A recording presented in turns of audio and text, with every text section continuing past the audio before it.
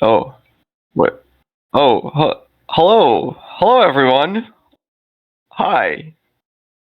Can we be heard? Oh my God. Hello, can the people You. hear us? Ooh. Let's see. I need to check chat. OMG Void. K from RN5. Hi Void and Riona. Oh Hi. yes, great. Hello guys. Wow, it's so nice to see you. Um.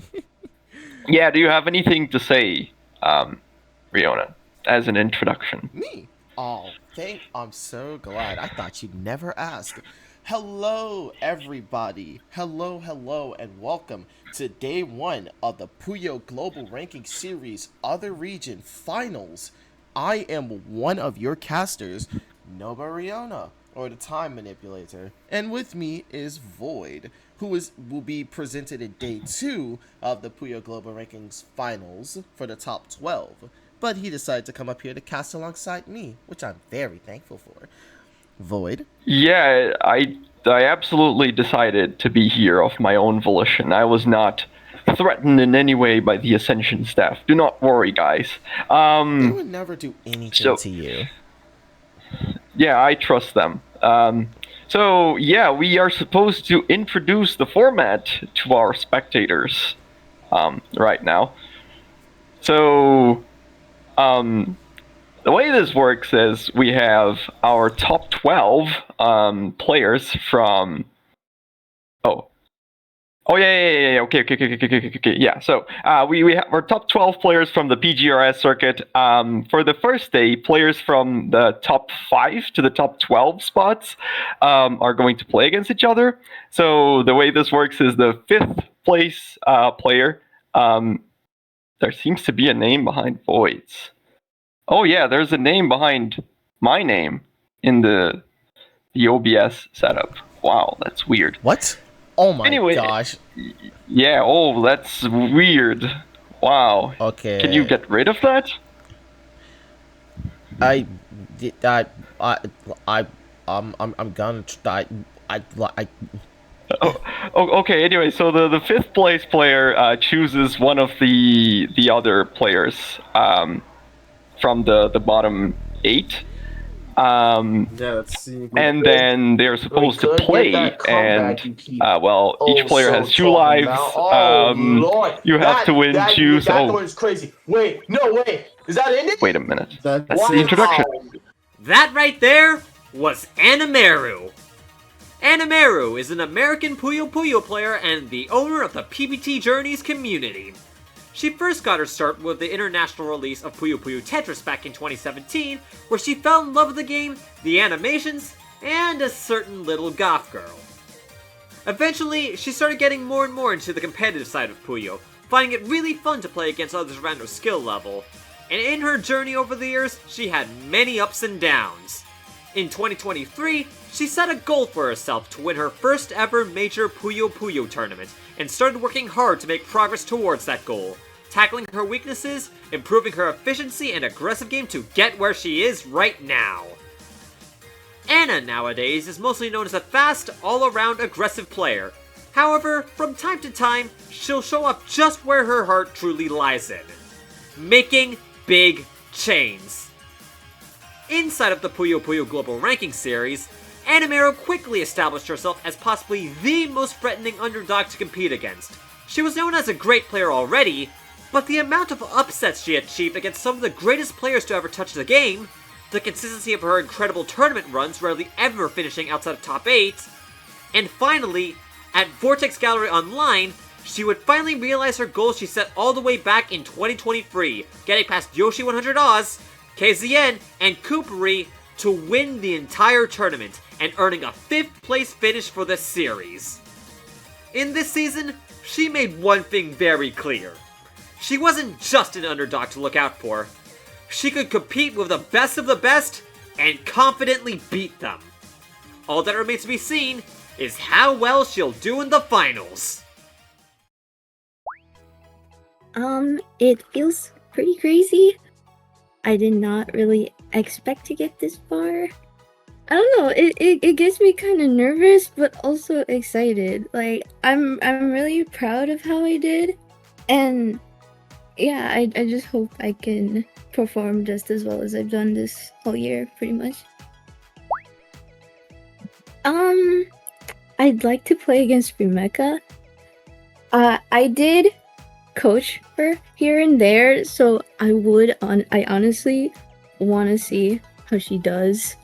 When I play against her, cause when I was coaching her, I was playing sets with her, and she's pretty good. Like, I want to see how she does against me in a tourney with stakes like this. And I do have one last thing to add. She is pretty Go fun ahead. to play against. So I think I just play the usual. Like, against Rebecca, I have a really good time. Like, her gameplay is like nothing to snob at, really. So I don't have like a very specific plan in mind. I go with the flow, basically. I just kind of hope I don't throw. That's really it. Cause I do have like, I do feel nervous when there's like a lot of stakes in something, or like if it's like really close, or if I just fumble. Like, I get nervous and that makes me fumble. So I'm just worried that if I can't like get it together, I might be in for some whooping. I don't have like the utmost confidence that I can win the event, but I do have like hopes that I can make it far enough. Like, I think I can make it to day 2, maybe a little beyond that, but it feels like if I won the event, I feel like I both would get really lucky, and like it I don't know, it feels kind of like a fluke. I think like everyone's really good, so I feel like I'd really have to be really focused and locked in if I really want to move on this far. But I do have hopes that I can make it to round 3. I would say I do want to go up against Void because I have so much fun playing against this dude. It is so fun. Like, just being able to have fun even when there's like such nerves behind. I just think it's really nice to have fun while you're at it.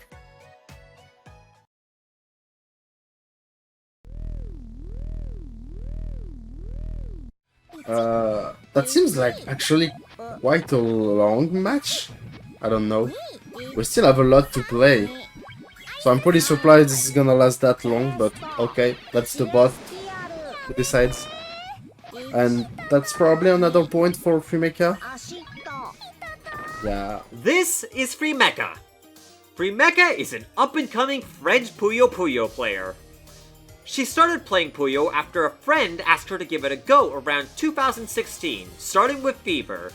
She soon got into playing competitive Puyo after the release of Puyo Puyo Tetris, where she got hooked by the competitive aspect of the game, eventually joining and playing with other members of the French Puyo Puyo community, and eventually teaching her friends the game. Freemeka as a player is quite reliant on her main chain game. With great efficiency, power, and consistency, her chains are huge and hard to contest. The onus is on her opponent most of the time to stop her opponent from trying to play her way. Throughout the season, Freemeka has been one of the most competitively driven players, boasting the second highest attendance record at 29 tournaments joined in the season, only losing out to Neru and placing just below him, ranking 12th in points. Her best performance was placing 5th at Puyo TETW and had some notable wins over Animeru, DDR Dan, and fellow French player Hiku. Now at the final stage, how will she perform at the end?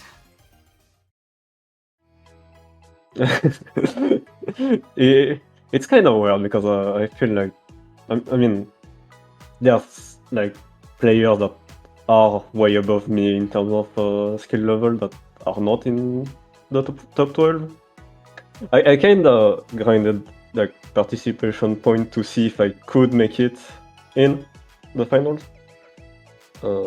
Just to see if it was possible, and it was, but that still doesn't feel that real to me. Like, I'm not that confident about making a good show at the finals, but I will do my best. Yeah, I kinda guessed that.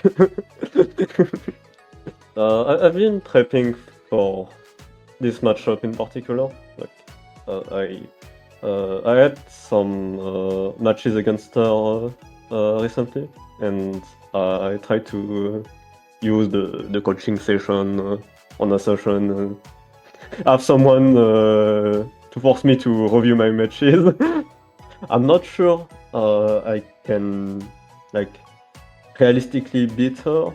I think I have a chance, but it's gonna be really hard. And the goal for me is mostly give a good match on stream. I feel like started my prep time like too late for me to make huge adjustment to how I'm playing.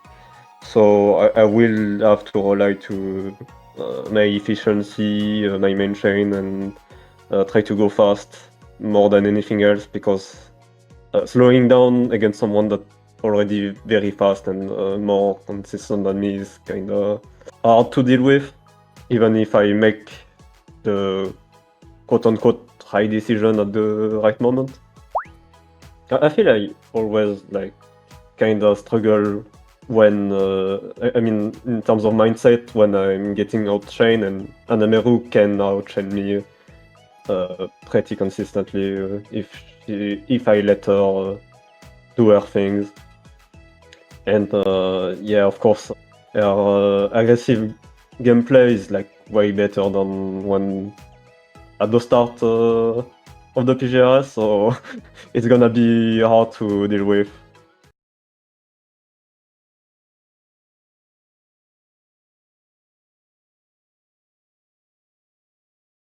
All right, we're back now. We're back now. We're back now. We're back now. Oh yeah, we're back, baby. Those were some fine interviews. Indeed, they were. So, yeah. So, what do you expect from this matchup? Apparently, like, Anamaru has been training with Freemeka, so do you know anything about that? You know what? I feel like that would make a lot of sense, considering since I've watched Free Mecha play from like when she kind of started playing a lot more consistently, I noticed a lot of parallels with her playstyle and Anamaru's. Both of them have like a pretty decent focus on main chain efficiency, while something like attacking and defending is more so secondary. They are very much, or they were very much more oriented towards getting a big chain as fast as possible and as clean as possible. Anything else, like, it kind of came later on down the line. So hearing that like they train together, it kind of meshes things up, meshes things together a little bit more, at least for me.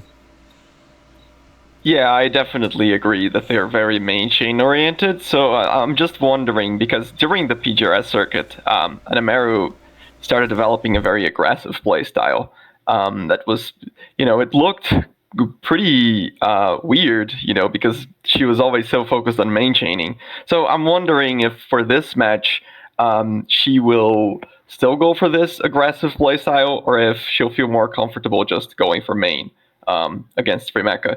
I think, she goes for quick attacks, then for Mecha situation will be harder.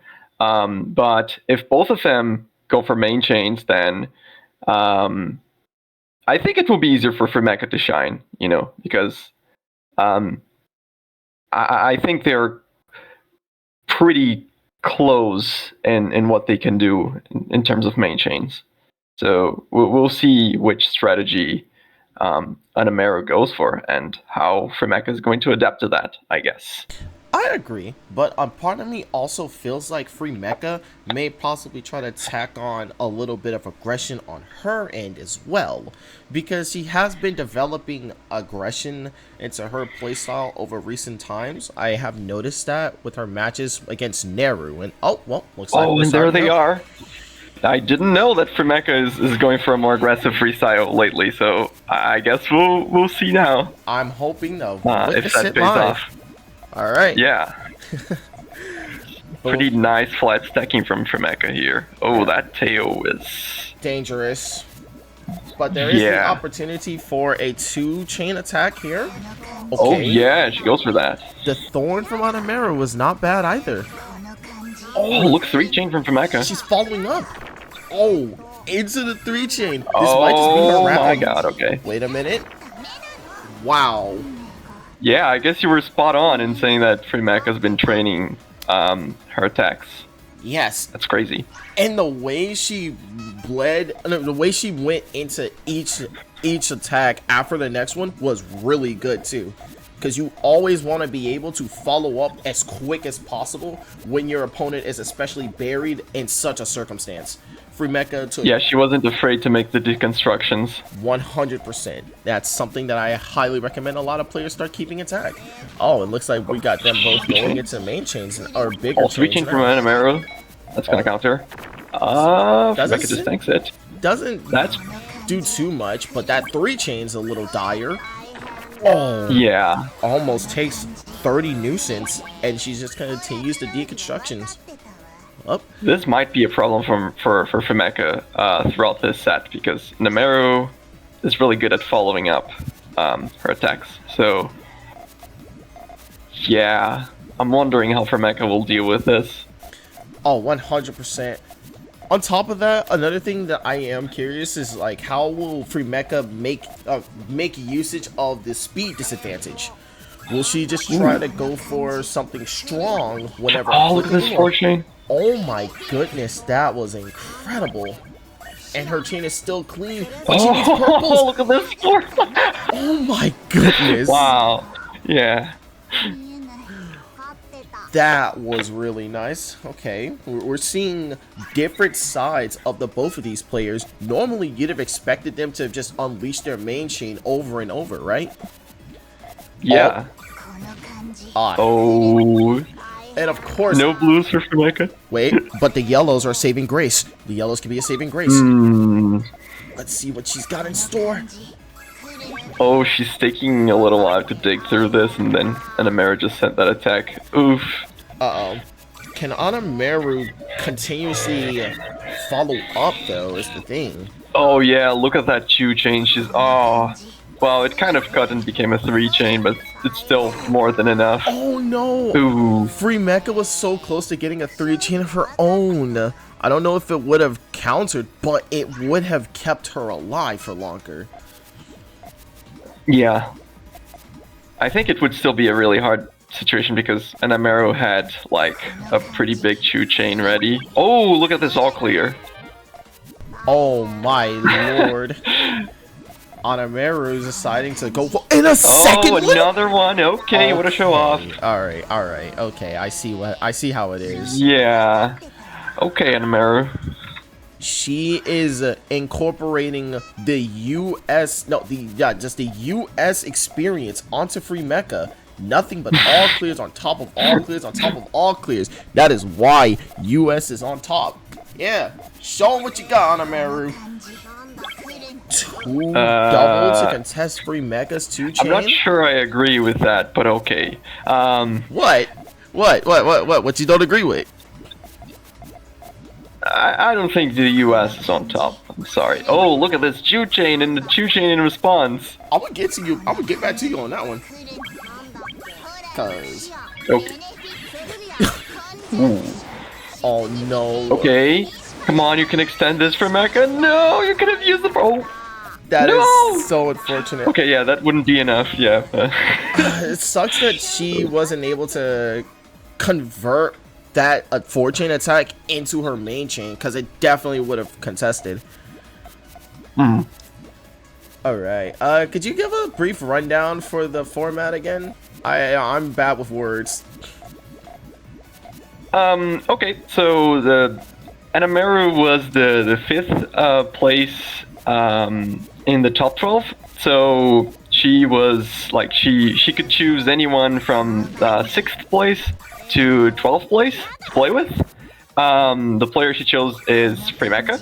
So they both have 2 lives, which you can see right there on the overlay.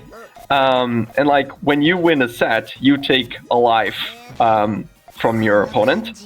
And so, you know, the goal is to win enough sets to deplete all of your opponent's lives. And then you make it to the next part of the event. So essentially you make it to day 2, which is tomorrow. Awesome. And then like for the next match, you know, since Dan was in 6th place and Anamaru didn't choose him, then he has the opportunity to choose someone else to play with. And the cycle repeats until all the bottom 8 players have played. Fantastic, fantastic. Astounding explanation. Thank you very much, Void, for your Yeah, wave the of words. scientific method never fails. Oh. Oh. Okay, these extension choices from Freymeka. No! Wait, that was a Yeah. cut? Oh my gosh, no. Yeah, that was pretty difficult to see. Yeah. Mecca had a really nice extension going, but the Rads ran into a color conflict there. It would. She didn't have enough time to extend that.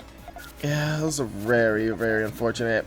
Plus, knowing Anamaru, she probably would have been able to rebuild whatever was lost. Oh, the opportunity for the 2-chain here is incredible. Ooh, nice. Into the follow-up here And from this Freymeka. Anamara got exactly the number of purples she needed, but not in time. Oh, but this follow-up Okay. from Freymeka, this has to be enough.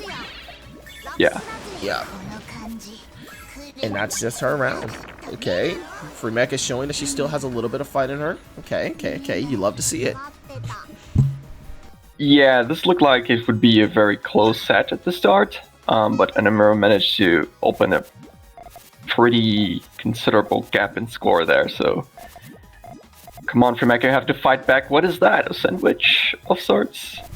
Yeah. Ooh. Mmm, yummy. Oh, the I think 3 Anamura is double going for another Freymeka. 2 double into 3 Ooh, from but look at this Anamaru, 3 though. chain. Yeah. It returns. It counters. Yeah, I didn't think it would. I didn't think either. No, Freymeka, What? you don't extend. Oh no, that's so bad. That 5's gonna take her out too. She knows it. Oh, that's so rough. That's so rough, so rough. Yeah, the change she had should have been more than enough to really get Anamura on the ropes, but I guess we're watching some really gritty players here. Yeah, I mean, you play big or you go home. Yeah, that's that main chain greed from Freymeka. The greed you hear from in stories. Oh my gosh, it's 5 chains. Yeah, No! Freymeka needed yellows on both sides of the chain. That was really rough, you know. Yeah, you hate to see Too much it. dependence on a single color. You hate to see it. That like color clear from Anamaru was very comedic. I know for a fact that girl was hounding for the all clear. Come on now. I respect the hustle. Yeah, I do too. It is indeed, like I would like to say, it is a nice hustle. Oh, like this I think they're both going for main here. Oh no, Freymeka might be going for an attack. Anamaru's going into main though. Oh my goodness. What is this? So clean. Wait, it's a 9 double. Freymeka. No. Oh my gosh. Was that intended? Or was that an accidental cut from Anamaru? It had to be intentional. I don't believe it. You see those 3 greens in your column 1. You know they're going to conflict with your transition. And you keep it there. For what purpose? to be honest, I never know with Anamaru. You know, Nah, I know. I can never tell if her cuts are intentional. Oh, I know. I can tell you. I know. Her cuts are always intentional. Oh, this response from Free Mecha is really sick, though. Yeah, but Anamaru's sending main now. Ooh, this is really rough. Uh-oh. Oh, just needs a blue. Doesn't get it in time. That right there is Anamaru's set. And then she almost had the all clear. Oh my gosh. What? Oh yeah, so Anamaru's taking Fermeka's first life here. That was a very incredible showing at the beginning of the set for both players. They were showcasing that, hey, we aren't just main chain oriented players. We know how to play the aggression game, Mr. Commentators. And yeah, but then I think Fermeka's main chaining habits overcame that attacking playstyle. It can be difficult to, you know, maintain that sort of game. Oh yeah, no, 100%. Oof, and then Amara is just keeping up the aggression. Oh my gosh, she's trying her hardest to give Free Mecha zero room to breathe. She wants to get this over with ASAP. Oh lord. Well, yeah, I gotta make it to day 2. Yeah, but at the very least, give your opponent a little bit of leeway. Oh my lord. What are you laughing at? Oh, nothing. Okay. Okay, nice response from Fermeka. That's a pretty interesting transition now. But Yeah. Anamaru's going for an attack here. Oh, Chu Chain, can you respond to this? No, Oh purple! no, she went for the wrong route! Oh no. That's so unfortunate. Yeah, that was really sad because Fermeka's chain was so clean there. Yeah, those are really rough situations too, for trying to figure out how you want to defend against something that could very well kill you. There's always two different routes: the short chain or the long one. She unfortunately went for the long one, but she sacrificed vertical space, which oh no. Yeah, I think the main issue for Fermeka here is that she's always trying to respond to these attacks with main. But Anamaru is just so much faster. Yeah, So- that speed gap does so Yeah, much. and when Fermeka is able to respond, then Anamaru can just rebuild from her attack, and I imagine she can win a lot of matches by just rebuilding a bigger chain. Oh, 100%. Oh, what? Oh, I'm surprised Free-Mecha didn't just fire main there. I think that would have... a situation like that would have very well constituted a main chain fire. Oh, but she can... She's greedy. Don't get greedy! Come on! Just fire the chain! Okay, yeah, this is a free win, come on. Yes. There's no way it flips into Anamaru's favor. There's no way. Yeah, Anamaru has every right to be confused about her own chain here. What is that? Because, Lord, I was about to say... How do you... I mean, it happens, though. Players do tend to get super greedy. I won't name anybody who does that. He's totally not in the chat right now. I won't name anybody. Dan.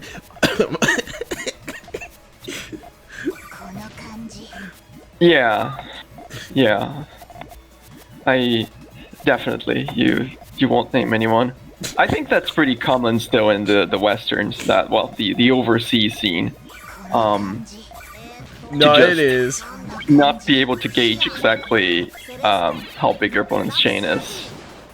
Or maybe you can tell how big your opponent's chain is, but you're just so used to being greedy, a greedy little goblin, and extending your chain as much as possible. Yeah, That's a bad thing. That's a bad thing, guys. it is. Oh, and Free Mecha is bringing it back.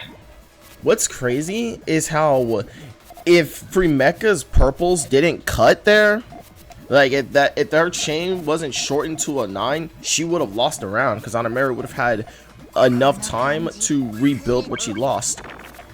Yeah, Fremeca is showing Anamaru that she can also cut her chains.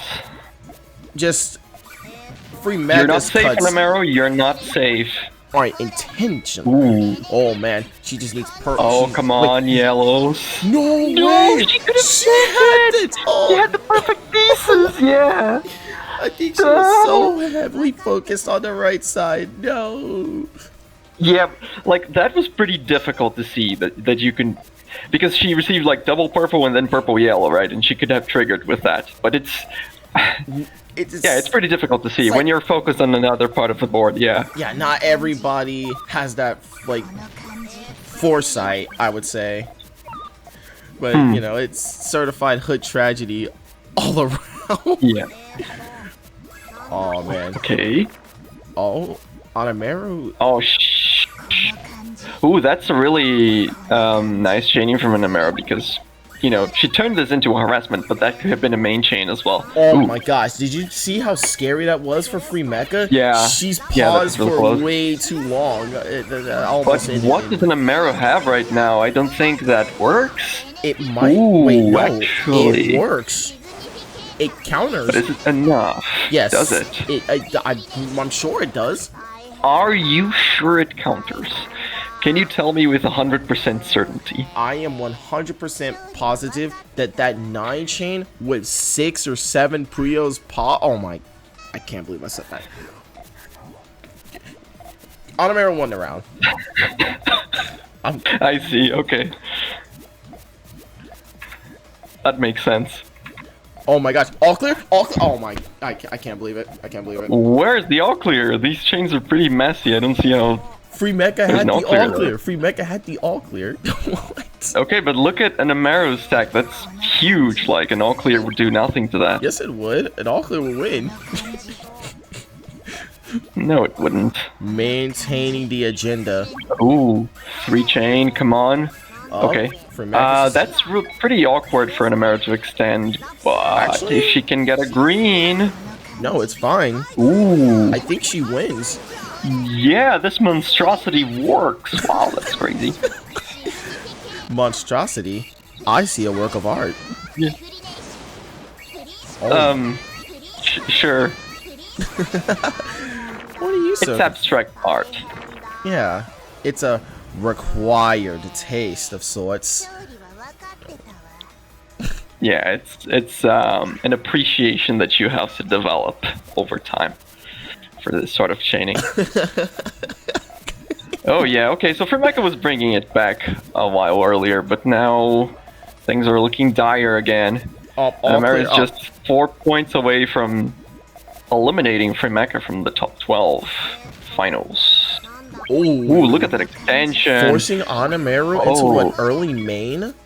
Incroyable. But That what- was also a nice secondary trigger find from Anamaru. Yeah. And I think that's Ooh. another advantage she has over Fremeca. Yeah, oh, that's unfortunate that the chain is just one link short from countering there. Yeah. It was really good rebuild though. That was really nice rebuild from Fremeca. But just was not enough.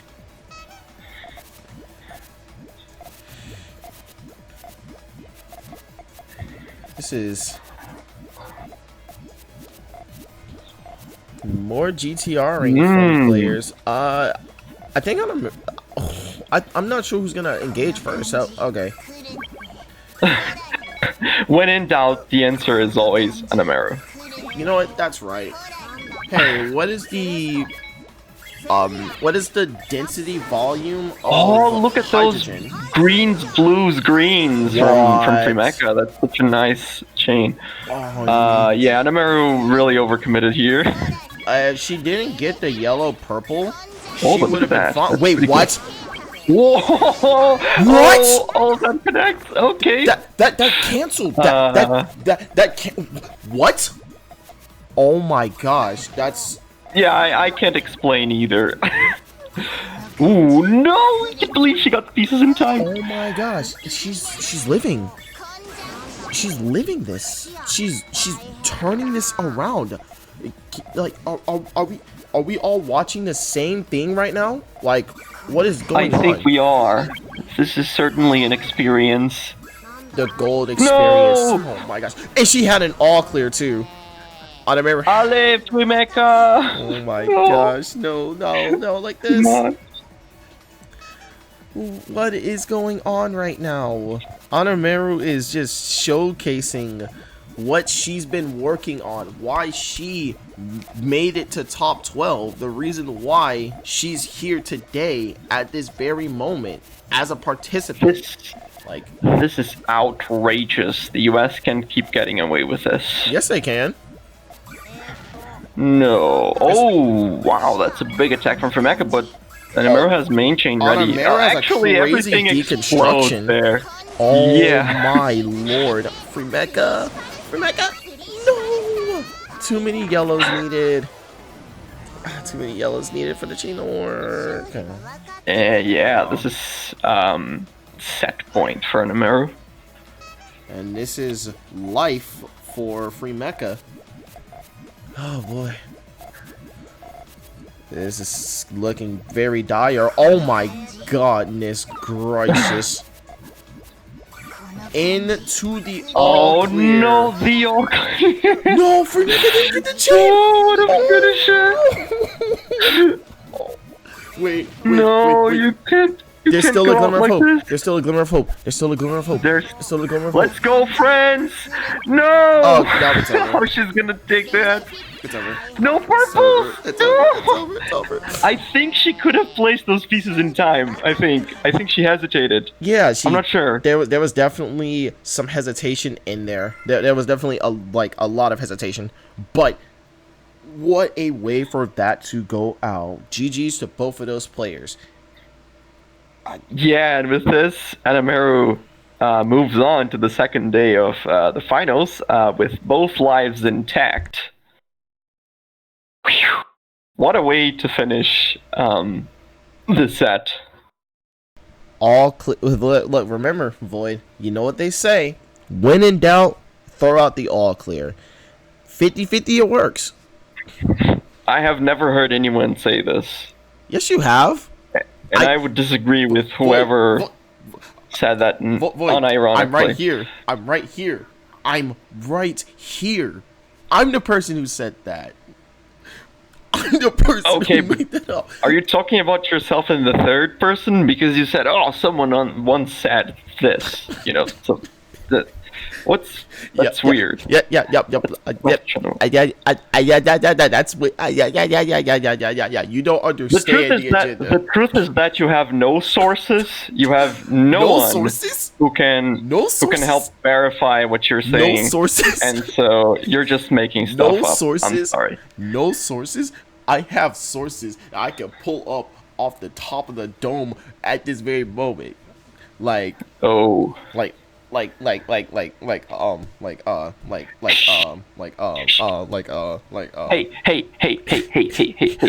Hi, yes. We are about to get more interviews for our next match. I wonder what that match is going to be. Oh, I'm actually I already know because no, you don't. Yeah, this is staff privileges, but no, guys, you don't know. You don't know. You'll be surprised. No, Woo! No, you don't. Can you guess what the next? Oh, okay, oh man, here we go, y'all. Shut up. Enjoy. 2 double plus 3 double counter. 2 double, okay, 2 double. Oh, yeah. Made okay, made it. This is DDR Dan. DDR Dan is possibly one of the most legendary Puyo Puyo players from the USA. He got his start back in 2008 by watching archived sets of Japanese Puyo Puyo pros, which inspired him to try out the game for himself, and started practicing the game ever since then. Over the years, he's been practicing all to become the threat we know today. Dan is a terrifying player to fight against no matter the level of competition. He has one of the best track records against the Japanese professionals of any international player. Even in matches where he's the underdog, you can never count him out. Dan is aggressive, the best in the business when it comes to poking and catching the opponent off guard, occasionally to quite an explosive effect. Keep an eye out for his mid-game too. Dan's intuition on reading his opponents and overall awareness of the general state of the game makes him very tricky to take down. Throughout the ranking season, DDR Dan has been a consistent threat, rarely ever finishing outside of the top 8. He gets some decent points from getting 3rd at the first official Sega tournament and 2nd at the final Les Donjons. But Dan's big break for points would happen at Copa Luna 2, where he would overcome fellow American Puyo player Animeru to win the event. He has earned himself a very solid 7th place in this series. Now we'll just have to find out. How far will he go in the final tournament?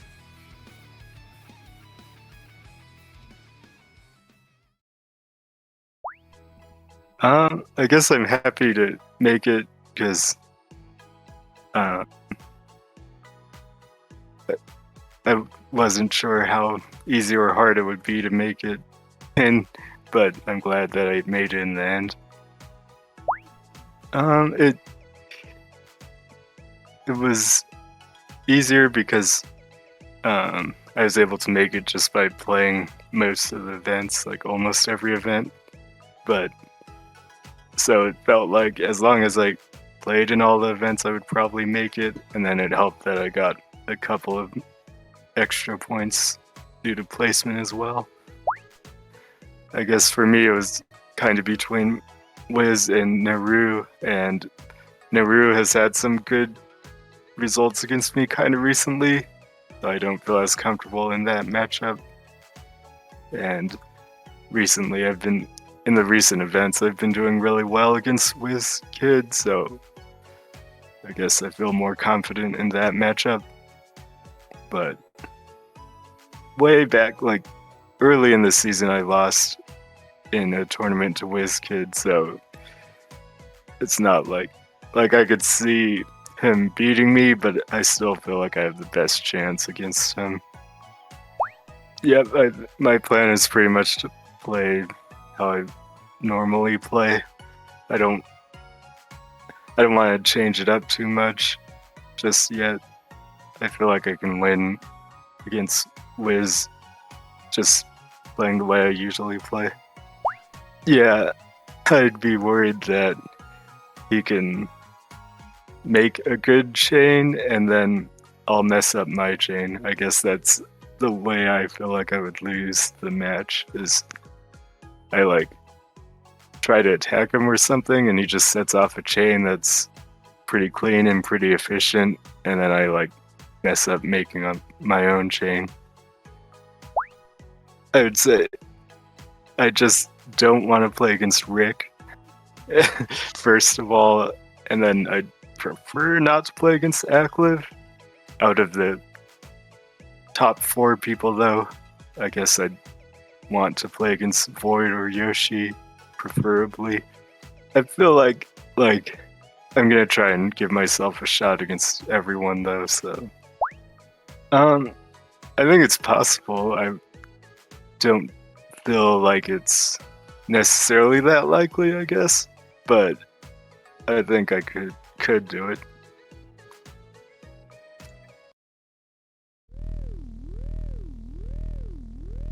Because the moment they backpedaled from it, it just kind of let Wiz run away with things. Okay, I'm not the biggest fan of that attack. I think that might have just put them in a bad spot. Oh, those purples. It's almost all clear from Wiz.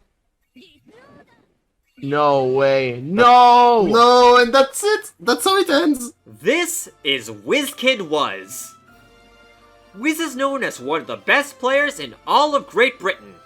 Starting all the way back with Mean Bean Machine, he first discovered the series proper with Puyo Puyo Fever 2, and was hooked on the series ever since that point. Playing with others in the community, and eventually helped founding the British Puyo community, Puyo GB, now known as PKGB. He's been playing on and off for a bit, but ever since the 24 kickoff tournament, he's been getting back into the scene with a drive to push the boundaries of what the UK Puyo scene can do. If you know one thing about Wiz, it's that he is the biggest Stairs hype man, and he's been repping the form ever since he started playing. Despite the form being very rarely used in top level play, being a Stairs player, he gets all of the perks of using it. Wiz's main chain game is one of the deadly ones out there. He's been practicing his defense, which patches up one of the main weak points of the form, all the while staying fairly aggressive. In the Puyo Global Ranking Series, Wiz had a fairly strong start of the season, getting good results such as placing top 16 in the first official Sega tournament, placing 14th at both Carpocol's Corner PC and the first Copa Luna, and also 5th in Le Donjon in August. He's been joining a good majority of the events, and has racked out quite a few wins against a lot of the top contenders, such as getting some big upsets against TBP Rick and DDR Dan. The season has been rough by the end of it, however, and he finished the season just shy of top 12 at 14th. But luckily for him, he's been given one last chance. I mean, it feels quite incredible, especially given sort of my story that I didn't originally qualify, and I kind of got the second chance. It's really crazy, because I had kind of, even before the end of the PGRS, you know, I was doing all like the point calculations and stuff, and I was like, you know, unless I get like a big result here, there's not really, I'm just not going to catch up in the points. So I kind of already resigned myself to that, and then, you know, couple weeks after the last tournament I played in, and you know, getting the message from Hiku that I might be on and getting that confirmation, it's just, I feel very lucky and yeah, very excited to actually be a part of this. Before I tell you, Dan, I've sort of felt is like 90% is going to be Dan. PGRS finals. Yep, that is very, very smart choice from Dan, I think, because I've got a pretty poor record against him just overall. Dan's style is almost a perfect counter to my main style, which is Stairs. That sort of hyper aggression, especially because Stairs has like a build-up time. You have to get basically a 7-chain setup before you can really start sort of going on the side, and when Dan is popping out massive hellfires very quickly, it can be very complicated for Stairs styles to really counterattack. And it's really like that matchup, I kind of have to shift more towards GTR then, and as much as I use GTR even in tournament matches, it's not as strong as my Stairs, it just isn't. So that's when Dan plays the main chain game against me, he's still able to get one up on me. Dan's style is also very flexible, because even in the times I'm able to observe he might go for an attack, if I build too safe, he's just going to see that, and he's very quick, like at the snap of finger, single piece, his massive attack is just converted to main chain. And if I'm playing too safe, I might not have, if I'm building Stairs, I might not have committed to transition, and then I'm just too far behind. So it's really, like, he's kind of got that option select, and it's really hard for me to build around that using my best chain form. Well, I don't want to reveal too many secrets, but I'm probably, plan is that I can't rely on Stairs much. I'm probably going to use Stairs a lot less in that matchup compared to what I would do for pretty much any other matchup, because it's going to be really tough. Either that, or I'm going to have to build Stairs in a bit of a unorthodox way, which with a lot of like raised transitions and stuff like that, which can make it a bit quicker to get a transition set up overall, even though it might take a few more pieces in terms of raw count. So bit of a lot more reliance on GTR and just trying to focus on having counterattacks or multiple access points for main chain, even if like secondary access points are a couple of links shorter. Yeah, that's a more defensive style overall, I think, because even when I've tried to sort of push the offensive against Dan, it's not usually worked out, but also my offense isn't really a strong point of my gameplay in general. I've come the closest against Void, I think. In my sets against Void, I think that's where I've been the closest. I mean, I do have a set off Acclave, but it was a first to 3. I have a set off Rick, but it was really early on. yeah, I think of the top 4 for that would be... So if I could get anyone in the top 8, Kupari, and from the top 4 would be Void. That would sort of be like my ideal matchups, even though they're not really ideal. Top 8 is possible, and I think top 8 is realistic. It's obviously on the lower end of happening, but it's still like, I can make top 8 happen for sure. It'd be very tough, but well earned. Beyond top 8, you know, getting into top 4 would be really tough. And, you know, I'd probably be scraping by on 1 life. Even making it to top 8, I'd probably only have 1 life left going into top 8. So I'd be really scraping to get into top 4. And then having to win potentially 2 sets when I'm almost certainly on my last chance against one of the best players would be a mammoth task, but it's not impossible. I think I've always said this about myself, especially when it comes to the PGRS, that I am capable of winning tournaments and winning events, but I'm probably like the lowest player that is capable of winning. So I'm never gonna discount the possibility, but I will be realistic and say it's not very likely.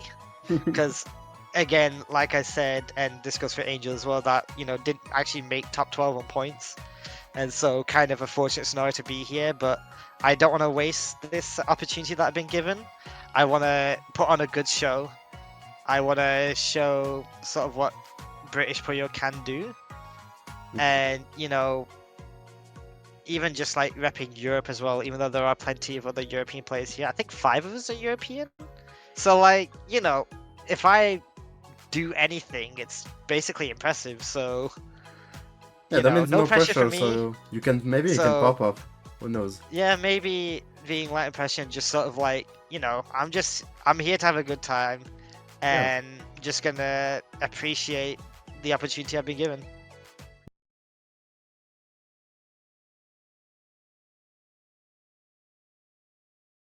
Okay, it looks like we're back.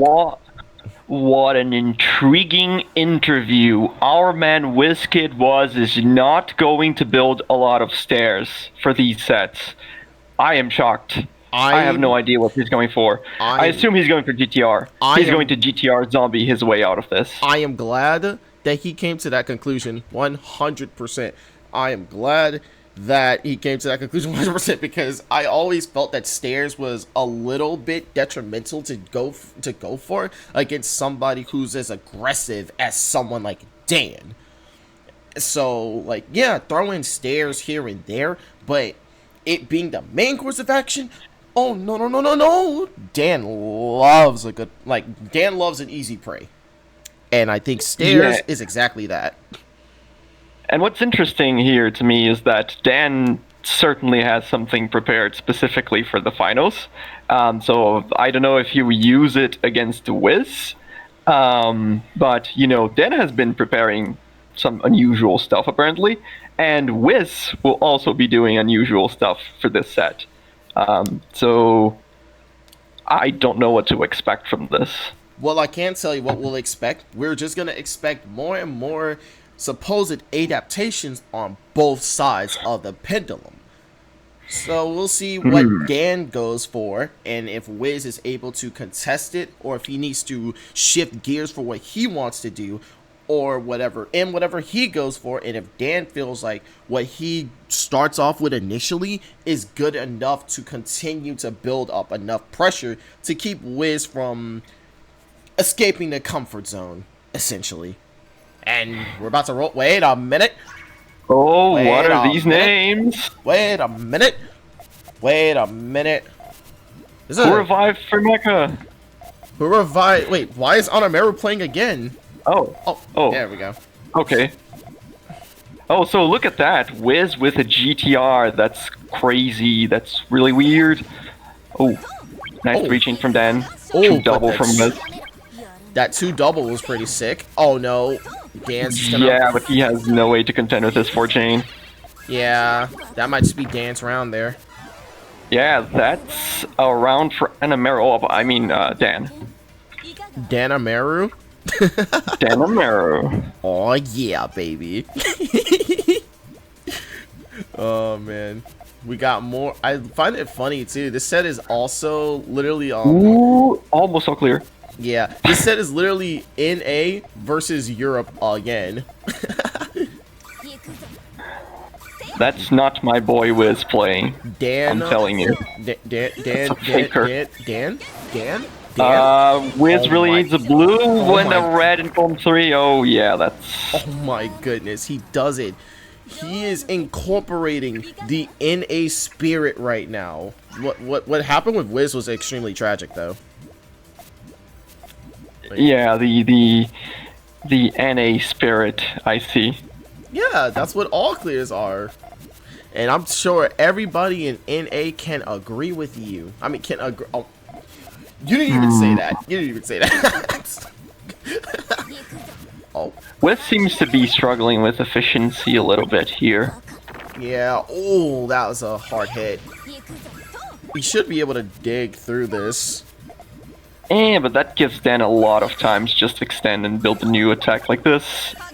Yeah. Wait a minute. Oh no. Oh, that's so unfortunate. That looked so good too. Yeah, if only the purple's connected. Yeah, that would have definitely gotten him out. I mean, he still would have taken like what, at least like 10 to 14 nuisance. So Dan still would have been an advantage, but Wiz wouldn't have been in like death's door there. So far, it's like a very Dan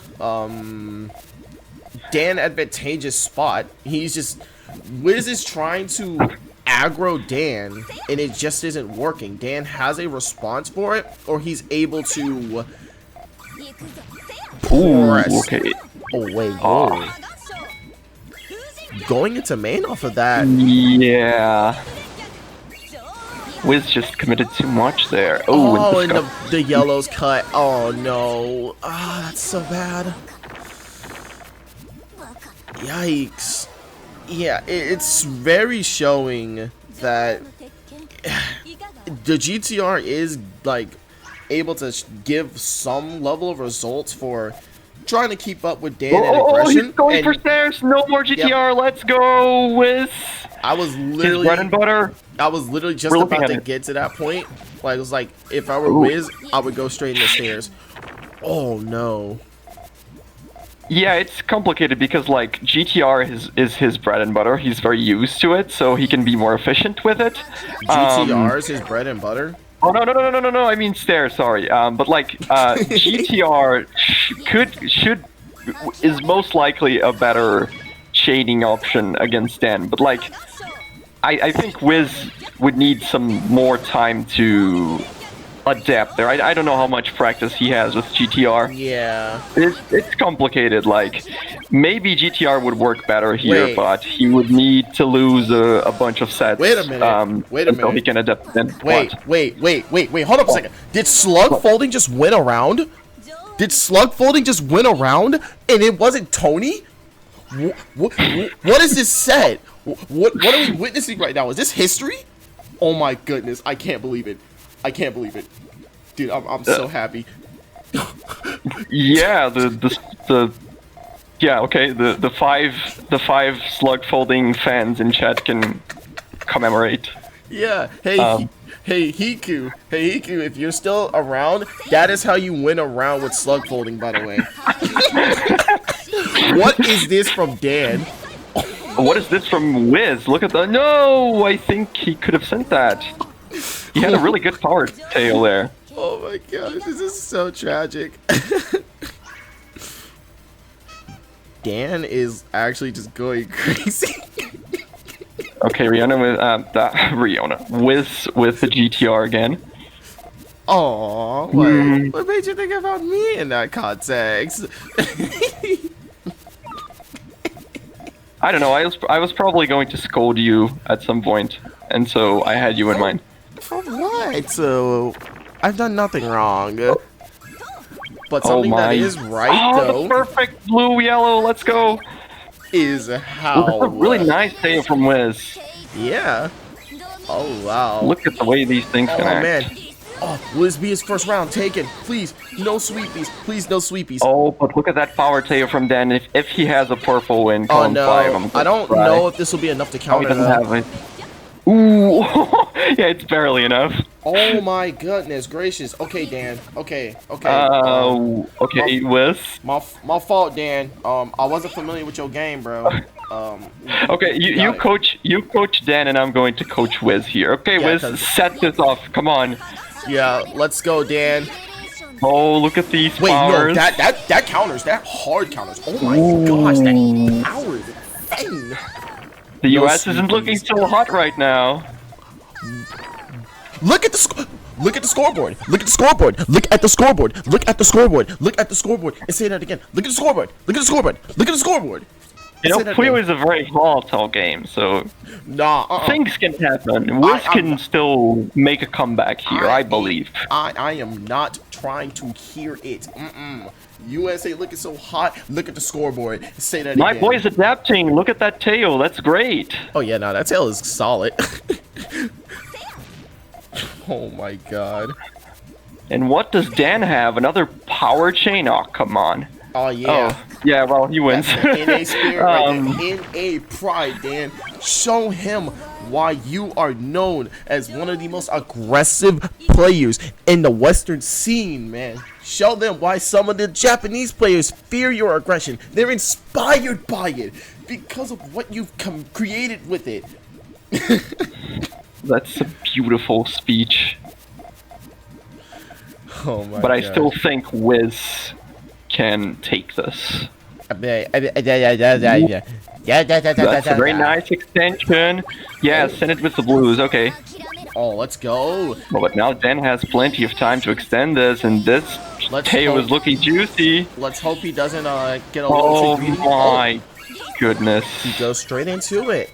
Oh, this looks pretty. This looks to be an 11 chain, I would say. I believe this Nope, counters. it's a 10, but it does Oh, counter. look at this power Oh, that tail from hellfire. Ooh. Oh my lord. Man. Even through, like, what could possibly be the worst of odds, Wiz is still putting up a good fight against Dan. He's not letting him run away with it. But He's even building long GTR. When have you seen Wiz building long GTR? oh, I'll challenge you to name one occasion where he did that.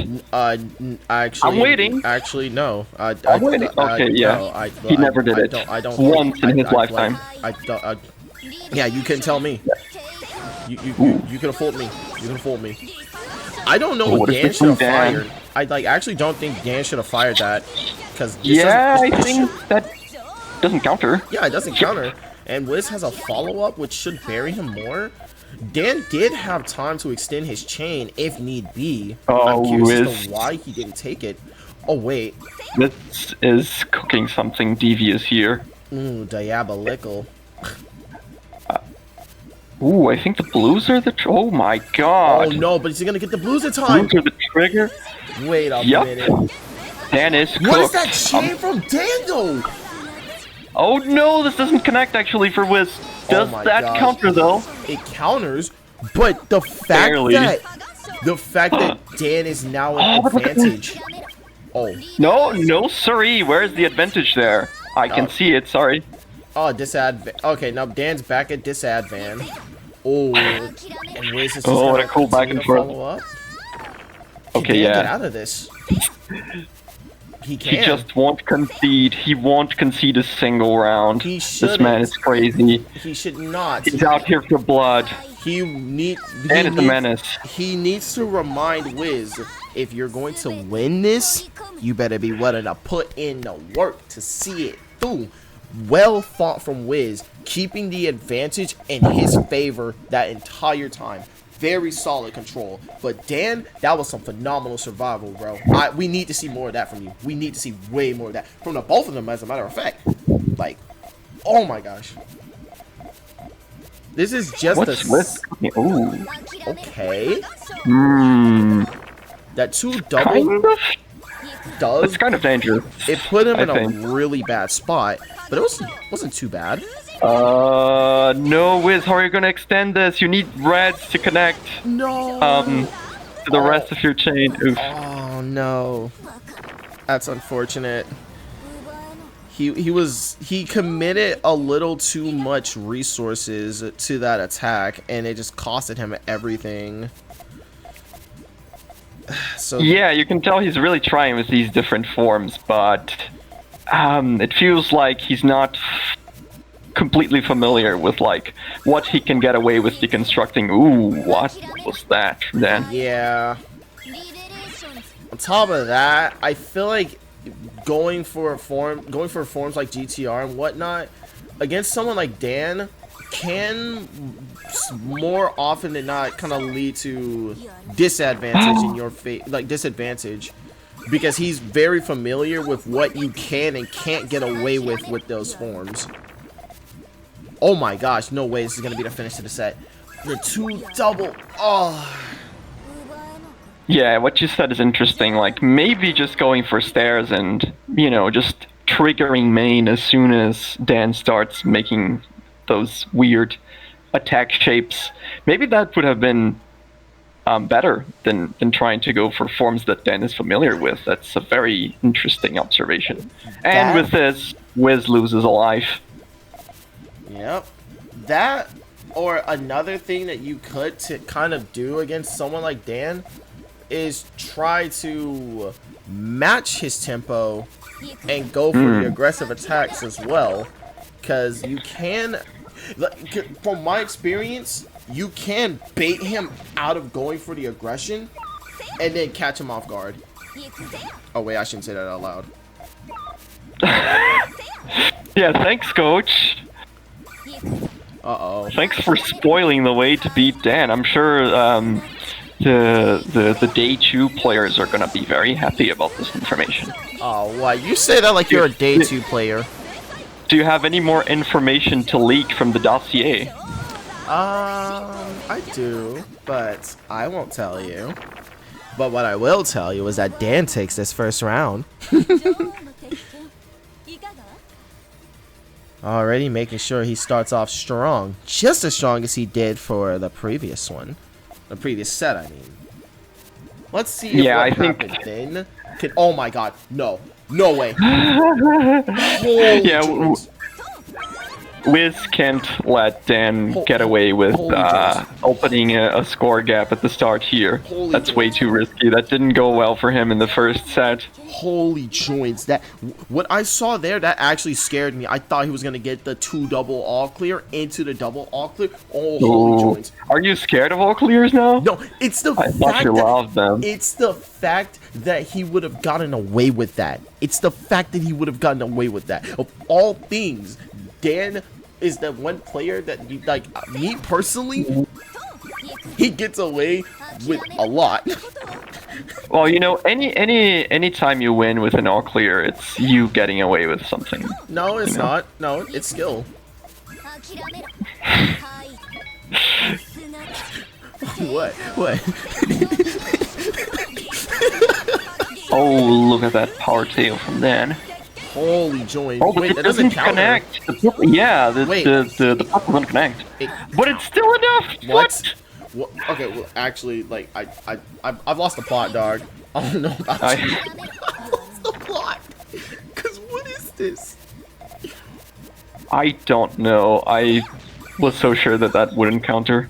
Yeah, I know, and then I saw how much nuisance Dan was receiving before this 8th link, and then I saw how many Puyos were popped in the 8th link. I was like, yeah, you know what? No, he counters that. He counters that. He counters that. He counters that. Because, like, I think it's 5 Puyos on the 8th chain link counters 3 red rocks.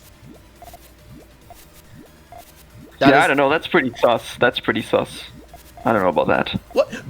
Oh, what? You think you know more about group bonus than I do? I don't. But you know, my gut feeling is better than just plain old math. Your gut feeling, okay. Wiz went for a power tail here. What does your gut feeling tell you about how this round's about to end? I think Wiz is cooked. Oh yeah, wow, the tail doesn't even connect. Oof. Oh, that's actually worse. Oh, holy joins. But I think even if that connected, it wouldn't have made a difference because This is the Wiz just gave 10 so much 10%. Yeah, it is unfortunate for Wiz. Oh. I really like how Wiz is really trying, you know, it really feels like he's out of his comfort zone right now and he's really like he's not intimidated by it. I think that's great. From what I'm gathering here is like I think he wants to I can imagine. Dan didn't find the God. No. But he moves but what's around. Dan cooking? No, what's that? Yup. He shouldn't be allowed to do that. What? Yup. Wiz should have gotten away with that. What? Nuh-uh. You hit the NA Puyo player with an all clear, they are going to clap back. And when they clap back, they clap hard. Let's go, Dan. Hit him with some. Nah, come on, Dan. Show him what you got. Come on, Wiz. Gotta send main here. Ooh, wow. And then Dan's got a... Ooh, look at the group bonus on that 6-link, though. Increíble. Incredible, I agree. Oh, my lord. So, holy joins. Yeah, once again, Dan with the big lead here. I think another issue that's plaguing Wiz's chains is that he's trying to rely way too much on power Teos. Yes.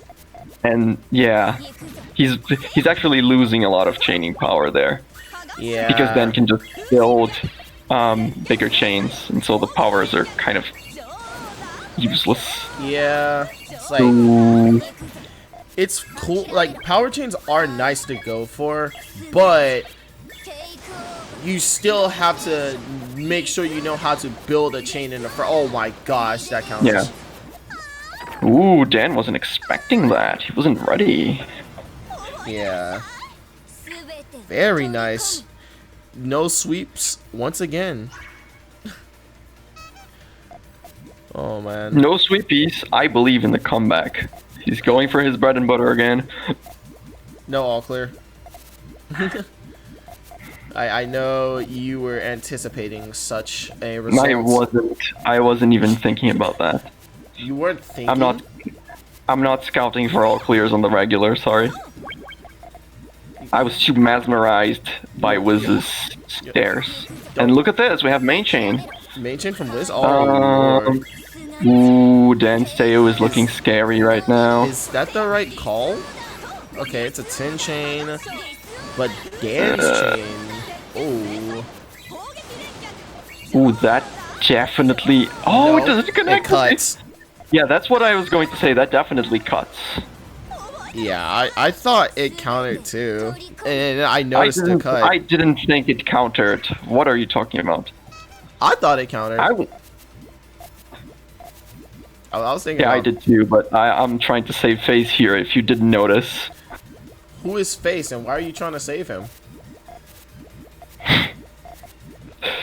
Anyway, ooh, 2 double from Dan, but no, okay. I thought he was going to fire with the purples, but this is difficult to extend. I don't know how you extend stairs like this. Yeah, you just have to go with your gut. It could counter. Oh my god, okay. It does counter. I see how you extend stairs like this now. Oh, what? You're gonna start going for stairs now, Void? Maybe. Who's going to stop me? I will. Okay, whatever, buddy. Oh, look at that sandwich from Wiz, but now this doesn't connect. Oh, no. What's he gonna do? Wait, where's Dan's? Wait, wait, this is nice. Where's Dan's trigger? I have no idea. What is that? What is that supposed to be? It's not GTR. It's not. Oh, his anything. His blues.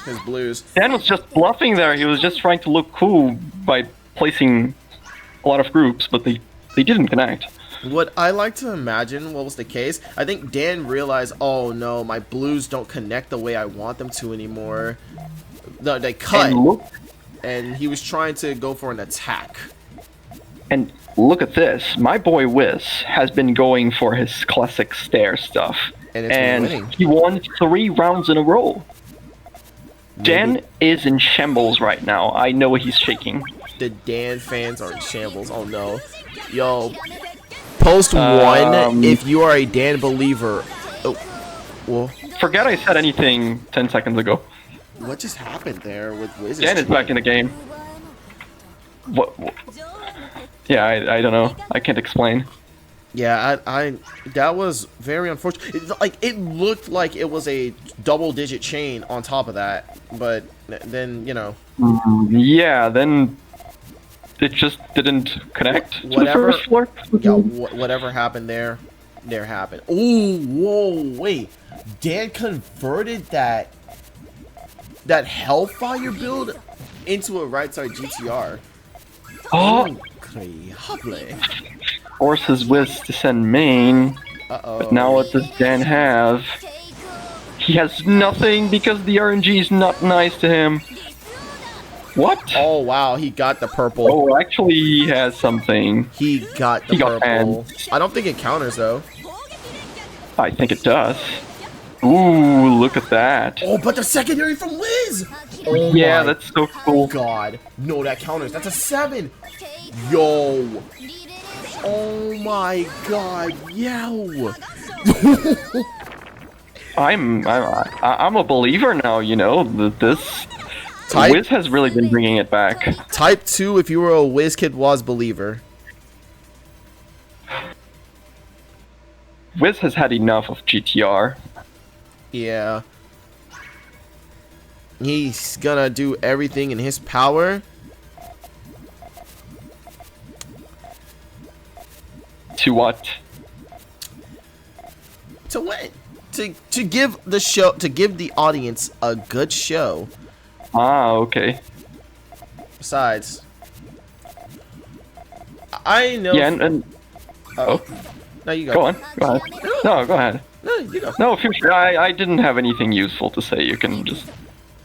Oh, okay. I was just gonna go on like a storyline kind of deal, because I know like Wiz has like been doing like trying his absolute hardest to keep himself up there, tiered with like one of them ones, and it's been working out very well for him. He has been able to adapt to the rest of the Western audience while playing stairs, and everybody else is resorting to GTR, slug folding, submarine, everything else in the world. And he's one these of the overseas players, man. They're so monotonic. I can't believe this. I know, right? Thankfully, my boy Wiz is bringing stairs to stardom. Not everyone is doing. Riley, listen. The agenda. Oh, this is such a rough. What is going on build for Wiz? I think he was really waiting for purples there, but he got droughted. And now nothing in his chain connects. Oof. Oh no. Ah, that's so unfortunate. That's just a rough round there. Rough. Yeah, but it makes me curious, like, how do you actually handle droughts when you're building stairs? Because it's such a difficult, rigid form. And if you don't get your pieces, like, you basically don't have a first floor. So you're forced to build really vertical stuff on one of the sides of the board, like Wiz was doing there. So, you know what? I think to understand that, we would have to watch the Puyo player Hisachi. I think he would probably have like the best insight on what is this from Dan. Wiz's chain cut, so this isn't so bad for Dan. Oh, okay, yes, it's pretty bad still. Yes, it is. Yeah. Because he did not have a response. Wait, oh my god, did he just do the he did the thing. Okay, but But counterpoint, he was already dead. Yeah, I know that, but he did the thing though. He did the thing. So Your brain is consumed by brain rot. I'm sorry, brother. What brain rot has consumed I me? wish you a speedy recovery from this What brain rot. brain rot has consumed me? Ooh, 3 chain from Dan. What does Wiz have? He needs a blue, but No, he hesitated. He didn't know what there to do. in time. Oh my God, It's okay. what's going on? Wiz just has to win 5 in a row, but I believe in the stairs. Oh, he's not going for stairs. Oof. Oh boy. Oh, no. Join. Holy Why'd you do this, Wiz? Oh, no, I see the vision though. Oh my God, that 2 double from Dan Ooh, is that's devastating. a rough transition. No. Oh wait. Okay, he's 3 chain, nice. Dan Oh, should not follow up with anything. this Teo doesn't connect, Wiz. What are you gonna do? Oh no, he has an idea. Put a red in cone 3, no! He has an idea. He has an idea. He has an idea. Wiz, you need a red in cone 3, Wiz. No! Meanwhile, Dan is just continuing to can extend. Can Dan spot the... Oh, okay, yeah. Oh yeah, no, he spotted it. He spotted it. Oh, this might just be it then. What do you say? Yellows, blues? No! No. Yeah, that's it. What a way for that to go for Wiz. Oh, what? What? I'm Yes, not it's even on. involved in this, okay? Yes, you are. You're a commentator. You're involved Yeah, by but default. I'm not playing, and so yeah, that's a victory for Dan. He moves on to the second day. But well, I think it was a. Oh yeah, go on. No, Go ahead. go first. Okay then. Well, I think it was a valiant effort from Wiz there to actually go for some different stuff for a change. I think stairs still worked best for him, just because of his familiarity with the form. But I think his chaining was a bit rough at the start, but it really improved through the set. So 100%. yeah, I think it was a good try. Yeah, but his consistency wasn't quite there. Yeah, it was really nice to see him try out like GTR and all other forms and whatnot, like in the midst of the set. But yeah, Dan was still just able to be as aggressive as usual. That which like was the key point, I think. Like the key, what is it? Yeah, no, key point. Like the key point was just Dan overall had the aggression edge over Wiz. Oh, I guess we got another video. Bye guys. Power 11 is going to counter this. What does Hiku have? Sets up the yellows. Please tell me he has the yellow up there. hiding? Yes, he does. Oh my God, yo, this secondary is actually so insane. It counters. What? This is cracked. They're cracked. It's a 10 chain? That is Hiku. Hiku is the #1 ranked Puyo Puyo player from France, who also happens to be the owner of Ascension, which means he's also the main organizer for the international circuit of the Global Ranking Series. Hiku got his start in competitive Puyo in the summer of 2015, where initially he was fairly timid to take part in events in the French community. However, he started to train by himself, practicing and refining his chain building down to a science, and over time, getting more and more involved with the French Puyo community and eventually rising to the top of it. As a result of his training, Hiku's chains are some of the largest and most efficient chains that you can find outside of Japan, and the scariest part is that he's consistent at it too. He's one of the most by-the-books players, rarely ever letting a single Puyo go to waste. He's mostly known for his right-side GTR chains. That combined with his ability to make some monstrously long tails, Hiku's full-length chains are nearly unparalleled. Throughout the ranking series, Hiku has been a consistent threat to anyone that has crossed his path. He placed 2nd at Divination Cup and 3rd at 2 of the official Sega tournaments. However, his breakout performance was taking Carbuncle Corner 21 over Akliv for a first place finish. But the question remains, how far will his chain building skills take him at the end of the season?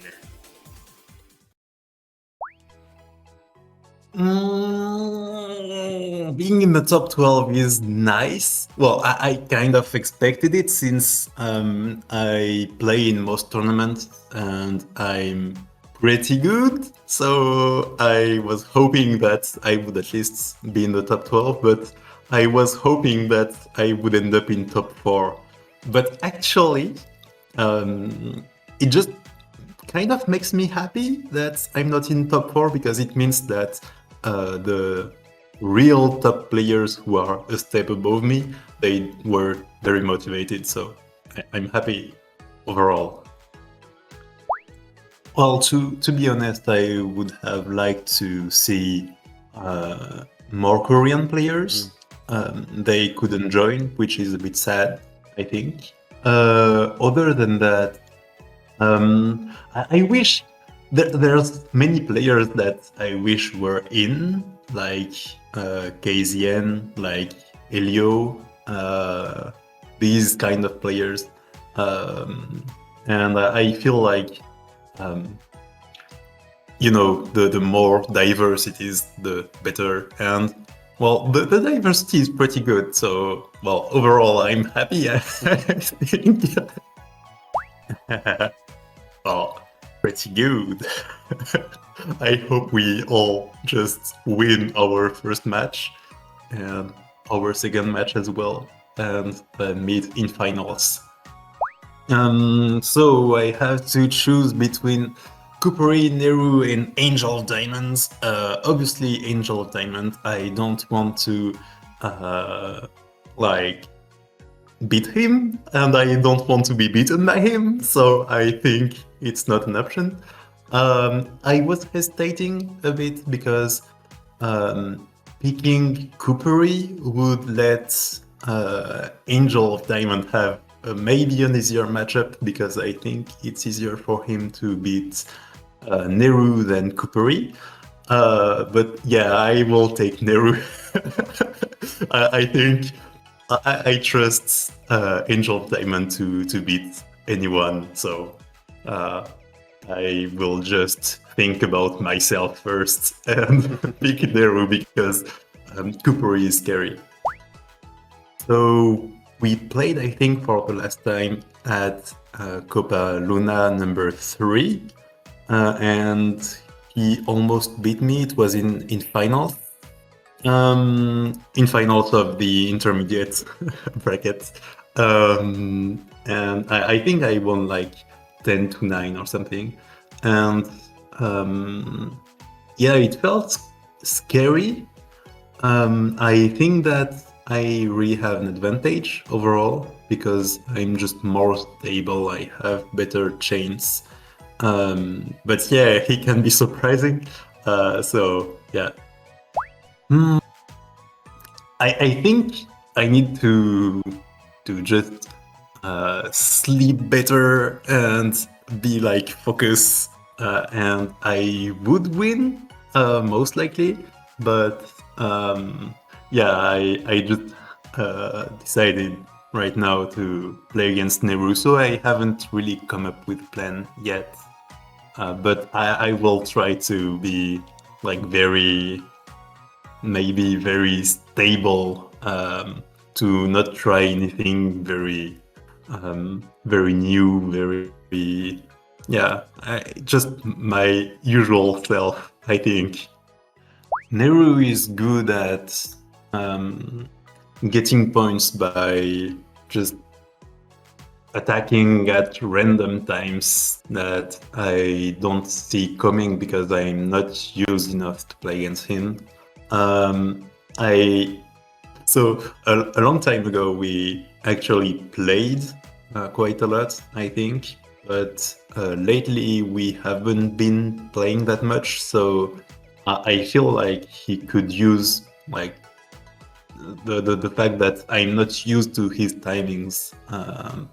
That's one way he could beat me.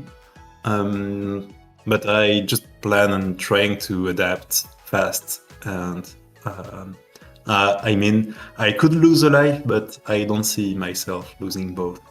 Oh yeah, actually, Neru beat me 2 times in the 7 matches that we played. Interesting. Well, yeah, I mean, that could happen again. I'm pretty... Like, I'm more confident in first to 10 than in first to 5 or 7. I'm not sure what was the... Oh yeah, I think it was 2 first to 3 last time we played. Most likely I can win, but it's been a long time and I'm not sure of anything. Don't try to use everything that I told you in the coaching session we had. Yeah, I think usually, applying applying new stuff is pretty hard, and it's easier to just play kind of as usual than to apply new stuff. So I think that would be my... I think Yoshi should really not pick me. It would be a very bad idea because one of us would die. And other than that, yeah, well, the one that I've been having the matchup against is obviously Void.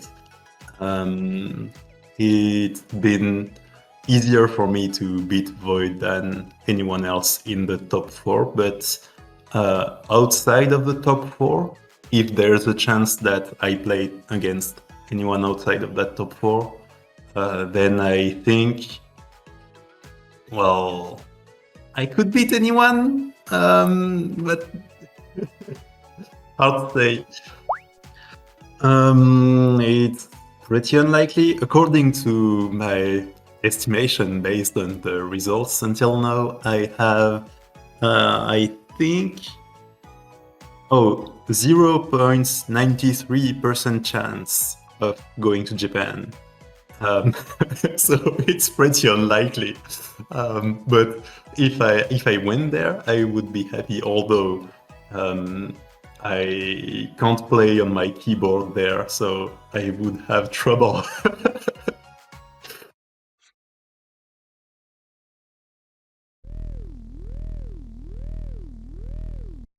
Oh, okay, Neru back to freestyle. Well, it's like middle GTR. Oh, that all clear. Yeah, just game right away. You know how it's gonna end up. Almost the second all clear. It was close. And if you had the second all clear, there was a third one. This is Neru. Neru is a young Puyo Puyo prodigy from Germany, getting his start with the release of Puyo Puyo Tetris. He really got into the game by watching videos of many of the top players around the time and eventually discovering the German puzzle game community in 2022. As of late, he's been shown to be one of the most determined players when it comes to improving, tirelessly and consistently training almost daily in order to become the best he can, and has been rapidly improving. Neru is mostly known as a freestyling Puyo Puyo player primarily, with an emphasis on fast building and aggression. But from his training, he's transitioned over to mainly making GTR chains and improving his efficiency and consistency. That all said, he's one of the more flexible players of the top 12 from his days as a freestyler. Whatever situation he encounters, he's able to quickly respond to it. Throughout the Puyo Puyo Global Ranking Series, Neru has been one of the most determined and driven players to compete in the series, sporting the highest attendance record out of any player with 30 tournaments joined, earning his spot at 11th in this top 12. His best finish has been from the second and third official Sega tournaments where he placed 5th. While he's not had any breakout events, he's had several notable wins against some of the other top bets in the season, such as Hiku, Akliv, Animeru, and DDR Dan. So he's shown he has the potential to shine. The question is, will this last tournament finally be his chance to do so?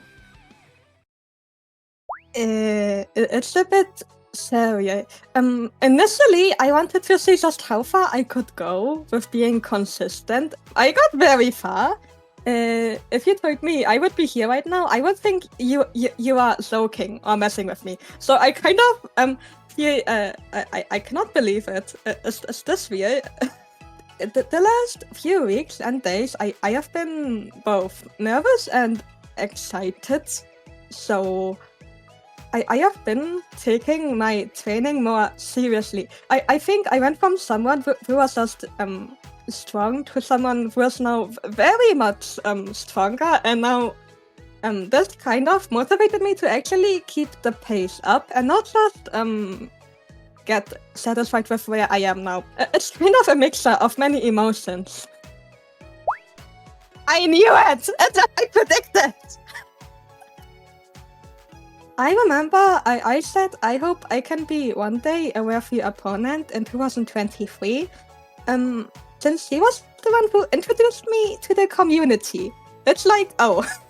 Okay, so I'm actually playing in a serious setting of a global ranking series against a person who introduced me to the community. For the matchup itself, I feel a bit of uncertainty. So I have been making a few adjustments to my practice setting.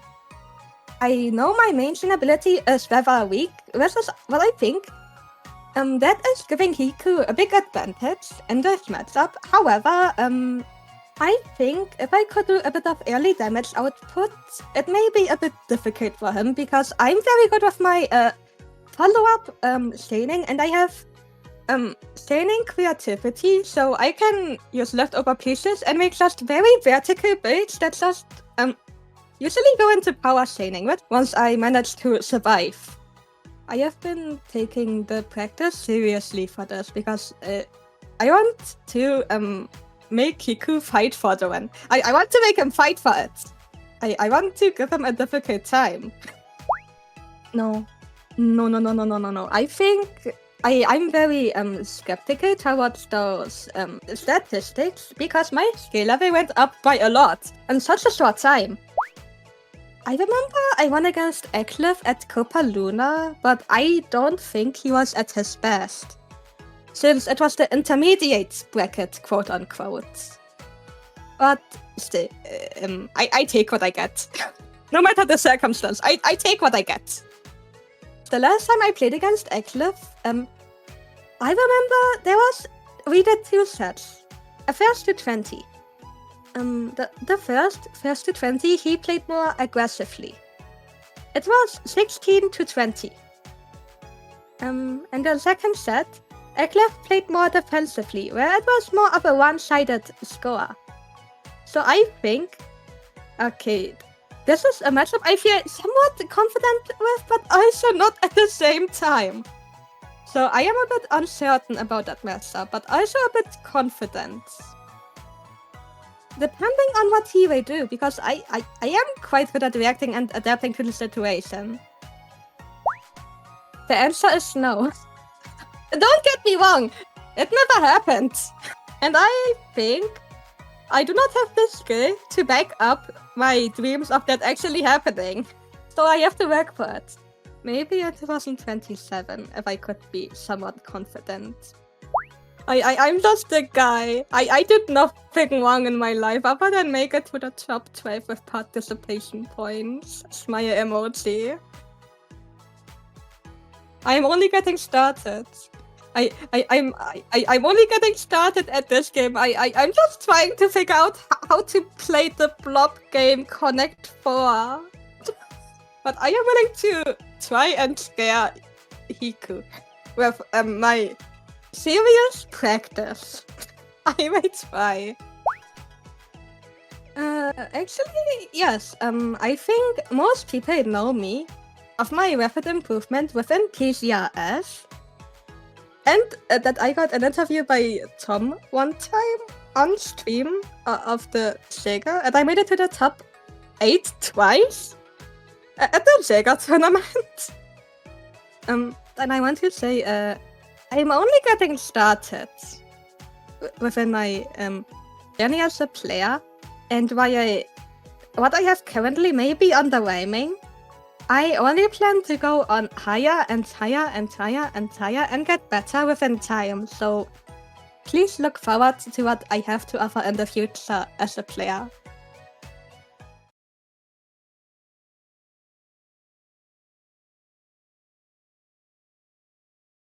All right, you heard it here first. Cliv is free. Hiku's easy if you just hit him.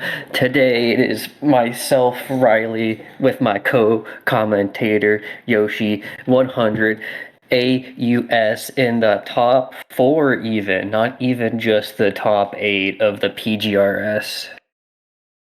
Hiyo! Hi, it's me. I'm the guy that Riley's talking about. I am so keen for this matchup. This is such an interesting clash of play styles that we're about to see.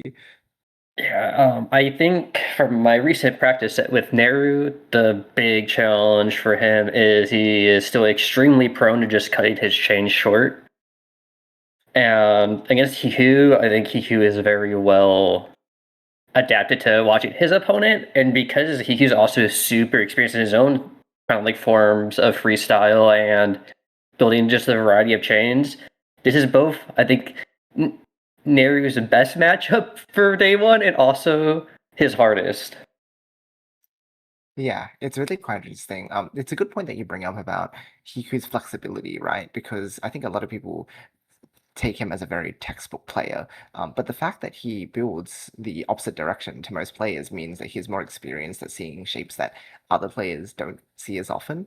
And so because of that, I think he might actually be able to handle reading those chains better than people expect.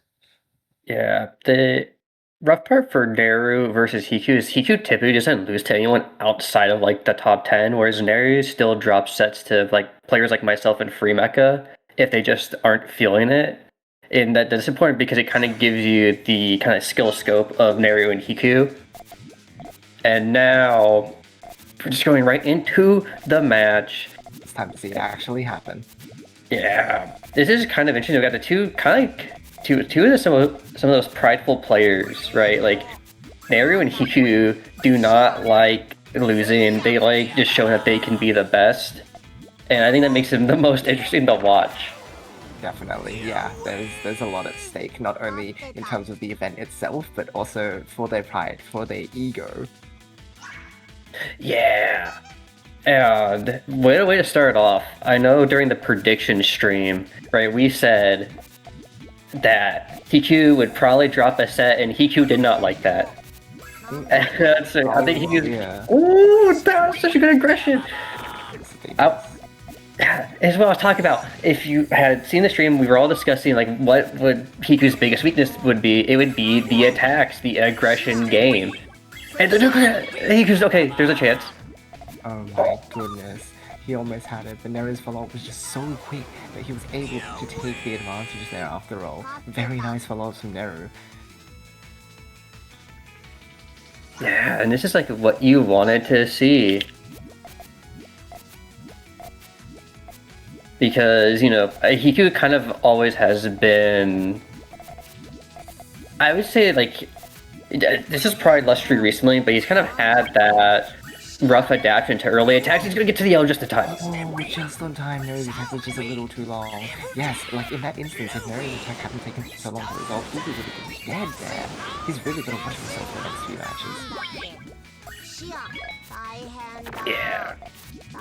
But that's okay, because, you know, you're still 2-1 up for Neru, so, you know, pretty strong start, honestly. Like, I think against a player like Hiku, you need to start strong.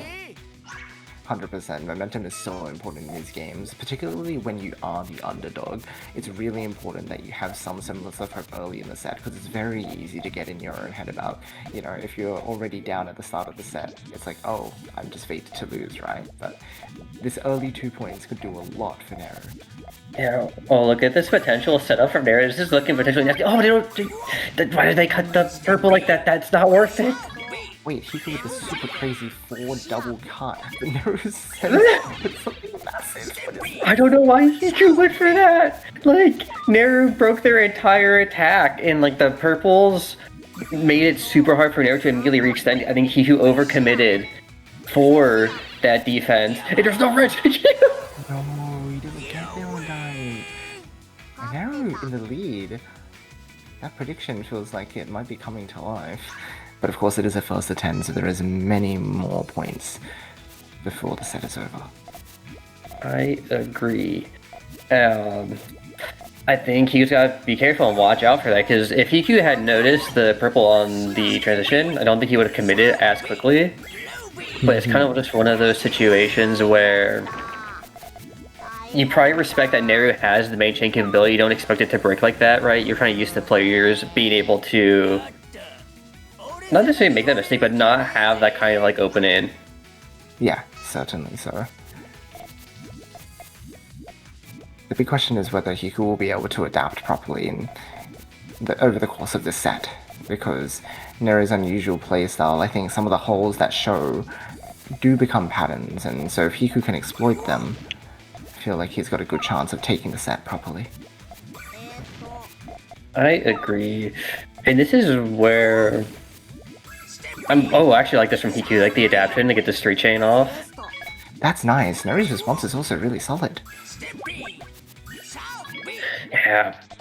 If there's one thing I think Neru has improved on throughout the season, is I actually think it's not efficiency that's the big one.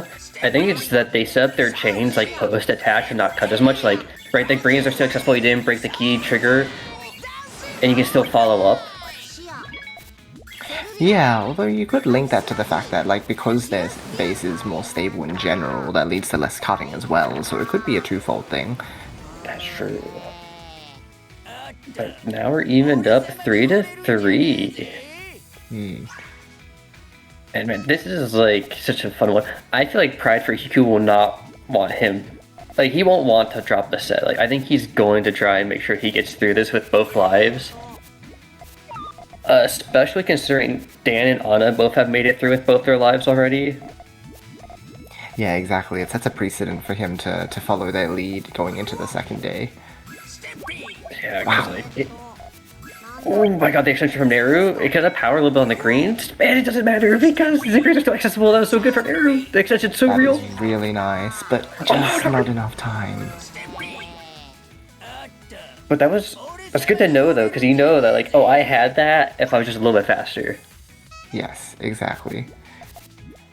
And it's exactly what you've been saying, right? Like, Neru is setting up these responses that still make main chain accessible. It's not breaking out all of these resources. This is what you need to see if you want to put up a good fight against Hiku. Yes, and like I said, I still stand by that. I think Hiku is probably the most upsettable from, day one. I think Neru making top 12 would be just a huge breakout performance for him.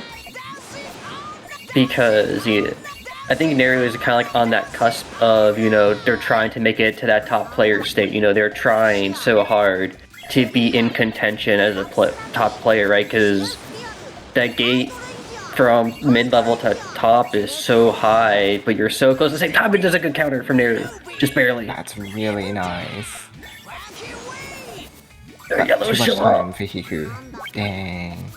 Yeah, just one more piece in that yellow-green, I think. No, it still would have been like a rock and a half. And then double all clear for Hiku. The all clear is insane. You can see the greens in the queue. They're just waiting to finish. Yeah. It's tough. I think the other big thing to note about like getting through with 2 lives, if Hiku doesn't get through with 2 lives, he becomes the most pickable for like everyone, right? On day 2. Yeah, certainly. The upper side of the top 12 is definitely hungering for anyone who is vulnerable because of that last life. Wow, nice strike. Yeah, Hiku wasn't ready. He started tail first, but I think he was in the middle of building transition, and Neru was like, okay, we're just gonna send that down the middle. Oh, look at card freeze! Oh, but Hiku makes a really nice dig down here. Once again, showcasing that flexibility he has. Again, 2 pieces away from Neru. Yeah, the flexibility is insane right now for Hiku. He is playing super clean. Yeah, this is one of the tough parts when you get coaching, like Neru to Hiku, is that now Hiku knows what you think, like how you think, to like some degree. He knows what you're gonna look for, and he's gonna, adapt to that, obviously.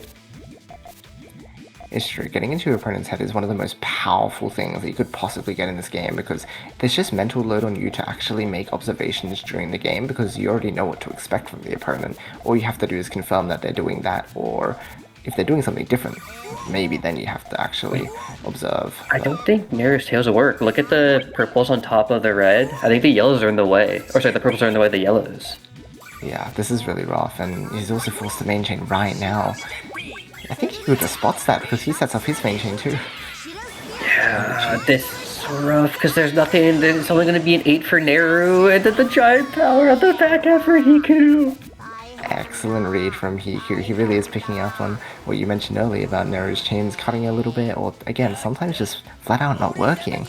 If Hiku can observe that, then he's home free because all he has to do is just send main.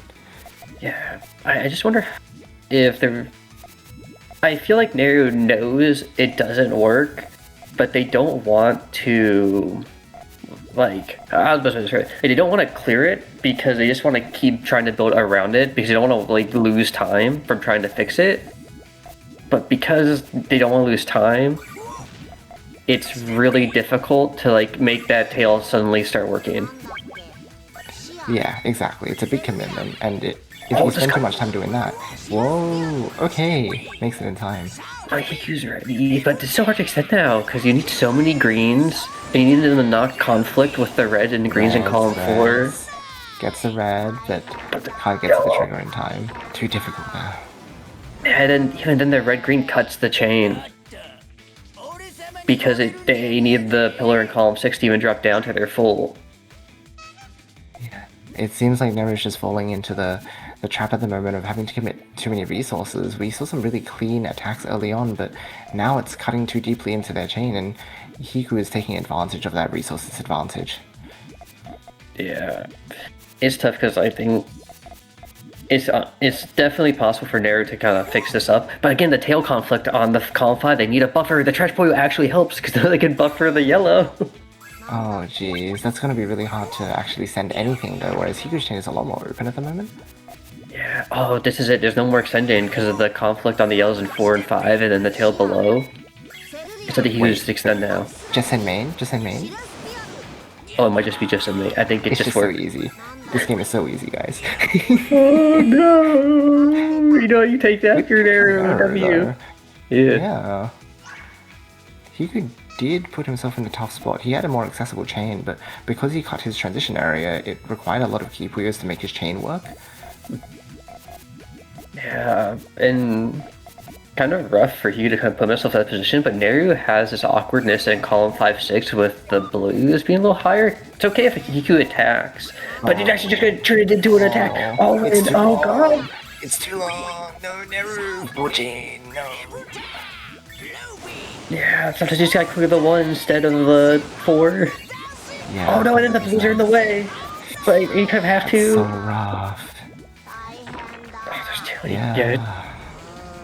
There were just color conflicts galore between the greens and 3-4 on the bottom, and top of it also was like their trigger extension in column 2. So they're just all way too close. And this is, I don't know about you, Yoshi, because I don't know how much you've been studying, but this is about what I expected, because these from the practices I played with like Neru, and I played with Anamaru, Dan, was everyone has been doing nothing but learning aggression. Everyone has been practicing 2-4 quad openers, and I'm like, get me out of here. I don't want to play anymore. Yeah, I think a lot of people call Windows the fact that PPG2 allows itself to be a very aggressively oriented game because of its speed, but I feel like you do still need that fundamental efficiency game to make the most of that, because if you don't have that, then how are you going to use your resources well? Who cares if you can fight with a lot of resources if you can't The follow yellow up? conflict from Neru, because they need it for the trigger and the tail. No! Yeah, Wow, that's there rough. it is. Set for Hiku. And very nicely done for Hiku, but also kind of unfortunate for Neru, because I think the opener was so strong from Neru. Like, the power attacks were so good. Great. Mm-hmm. But it... Oh. The window! That's A-okay. No, that's really difficult. I think this will give Neru at least a chance to breathe and figure out what needs to be done in order to bring things back, because sometimes that set reset is just what you need as a breaking point, right? Like, you get to the end of the set, you go, okay, I've dropped one set. But of course, every set is independent of each other. So if you just keep on fighting, maybe, just maybe, you can take that one or two sets. Yeah, that I still believe in Neru second. I think the tough part is when everyone is grinding like these big power openers, the kind of like old school Tom style. Okay, now my chain explodes into triple quad on my 3 link, right? Or like something crazy.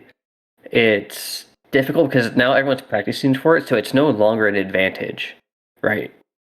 The only player I think we've seen today not go for that is Wiz, and that's because he main stairs, which doesn't do tailing, and he only has so much time to practice, so he focused on trigger extension for GTR. Certainly, which makes sense because he was very confident about his player matchup. So it was a good move, I think. Yeah. Um. And I still think it was working at CQ. I'm not sure if it was maybe build order that changed or if it was just maybe like. Cause, and it's hard to tell there because sometimes they love their freestyle so much their game strategy kind of jumps all over the place. Yeah, to be honest, I found that that stability in their first floor that they were really pushing for recently in their training, it came through at the beginning, but then it kind of fell apart in the second half. So I guess it could have also been the fact that, Neru's instability plus Hiku's really strong observational skill, it's just a bad matchup. And that's what allowed Hiku to swing the momentum into his favor. I agree. It definitely seems like PQ has been doing his best to juggle like his practice because the fact that he's running events and also still able to kind of keep up is just good detriment to time management. Yeah, what an insane amount of commitment he has to everything in the community right now. Yeah, it's kind of rough because I'm not exactly sure what happened. I think Spectator got booted, and so we are waiting to see if we can get back in. Fingers crossed. This is very important for us to see. We must observe. Yeah, tough situation. Let's see what happens. I guess I don't know. I guess we can talk about like the earlier matchups because I think there's only so much you can say after one set.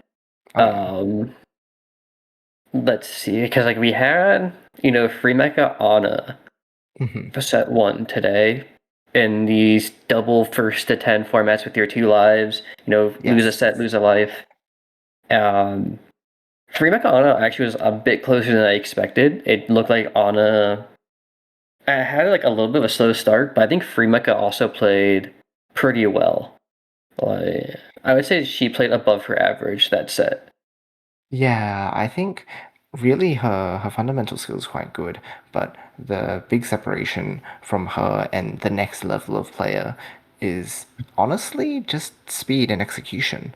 And I think she said it herself a few times and she recognizes this as a weakness, but it is a pretty critical thing where, sometimes Ana would just have more resources than Freemaker. So even though theoretically they would have been balanced, there were just instances where Freemaker just didn't draw enough pieces or have enough to respond, and it was only because of the fact that there was that speed diff in the first place. So I think in spite of that difference existing,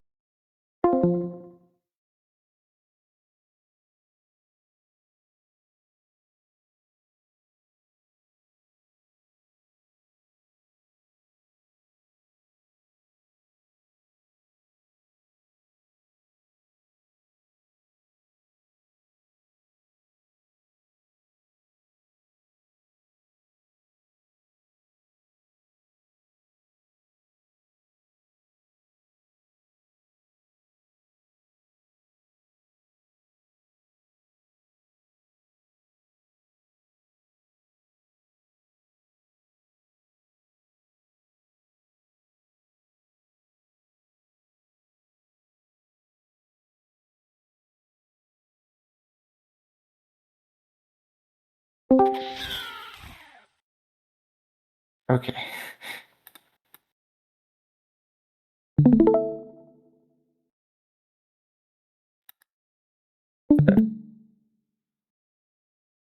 Okay.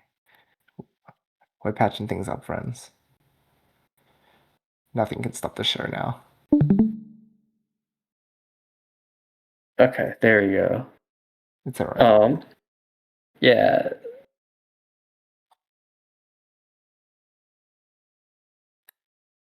Okay, so I don't know where we got cut off, but I think we were talking about Free Mecha on a. I would say Free Mecha's kind of weak point is the hesitation. It kind of showed up in Copa Luna and some of the other tournaments. Because otherwise, like, she has the fixes. It's just, they're not muscle memory. Yes, that's precisely it. Or at the very least, she's targeting the practice pretty cleverly to it. So recently, she was asking questions about things like, "Hey, how do I know whether I should go for this extension link because it feels unsafe?" And really, the answer to that is just go for it, right? Like, the way you get good at gauging whether extensions are safe or not is doing them enough times that you can recognize, oh, this is generally a good idea, or like generally not. And you can never know for sure, but you just have to push for it rather than hesitating and then just dying a bunch, or just sending main and losing because you'd never made that attempt. Yeah. I think her attacks have gotten a bit more flexible too. Like, I feel like I think actually in the review I listened into not versus question mark, with, excuse me, Neru, Wiz, and herself. I actually think Free Mecha was the best at like thinking about her options. Okay. That's really good then, because it's a really vital skill. Yeah, I think she does a good job of being like, this happens because I see these things on the board, where I felt like the others kind of like would miss small details that were like really important. Like Free Mechas are very good in review. I would say like just not only like noticing like potential options, but also like potential attacks from her opponent. Like she's pretty solid at the review. Yeah, it reminds me of like players in Tony's vein where they have a lot of the theoretical knowledge, or they're really good at seeking out gaps in their theoretical knowledge, but it's just there's a gap between that and being able to execute in the first place. But because of the fact that the theory is there, there's high potential for growth. Yeah. And then we had our other set with the Whiz Kid Dan. That was pretty brutal. I'm gonna be real with you, man. That was a hard one to watch. It was a bit of a destructive time, to be honest. I think not only I do agree with what Wiz said in his video. I think Dan was probably his hardest matchup out of the entirety of who you could have played, other than I think obviously Rick would probably be like the hardest, but Dan just has a good stylistic. Yeah. Exactly. I think Wiz's weakness is that he doesn't know tailing, because otherwise, like, you could extend fine. It's just that if you look at like his tails in the set, sometimes they bleed into column 2, and it's like, oh god, once your tail starts going, or sorry, column 3, excuse me, once your tail starts bleeding into 4 columns instead of 3, you're kind of forced into S shape. But because of how Wiz naturally builds, he builds higher. So he tries to force kind of almost like a U shape or adjusted U. And because of that, he doesn't make enough use out of his like columns 4, 5, 6, or he has to give up efficiency in the 3, 4 area. I think that's kind of like what ended up holding him back, and like why going back to stairs was like more useful for him, because stairs is so elevated. I think it's a little bit easier for him to build around the 3, 4 columns. Yeah, I think those stretched out tails end up creating very lopsided builds, which makes it difficult and a bit unwieldy to work with. So it means that everything ends up more difficult, right? Your ability to attack and defend might come faster, but if you can't control what's happening in that area, then it's really just a coin toss. Yeah. I actually think Wiz would benefit if he learned Tanaka Special because it's just GTR with stairs. Like, and I feel like that'd play more into his style versus. Because from what he told me, I think last time in like Copa Luna, was that he kind of just builds whatever he sees. And that is okay. Like, I don't think that's necessarily bad. But in your like main form of stairs, and you don't have that kind of like I say like the tailing knowledge compared to the other players. You kind of have to like learn it, which is like rough because you're basically learning two different kind of archetypes of character. Like if stairs is like this tanky, bulky bruiser, GTR is kind of like this flexible kind of like Shoto character from like a fighting game. Like it's like Ryu versus like a grappler, that type of stuff. Right? You're playing like two different games in a way. Yeah, and it's certainly difficult to like even consider what the crossroads between those play styles are because you mentioned, yeah, we could maybe an approach is to take on Tanaka Special and go from there. And I think perhaps that's probably a reasonable gateway, but ultimately at the end of the day, you do need to just like have that exposure to different tailing patterns and also how each tailing pattern lends itself to different build orders and styles of board shape. So your second floor depends on the way that you build your tail as well, right? And that just takes a lot of experimentation because it basically feels like you're learning from scratch. Yeah, and that is always the hardest part. Is like when you have to learn something from scratch, it is so much catch up time. Mm-hmm.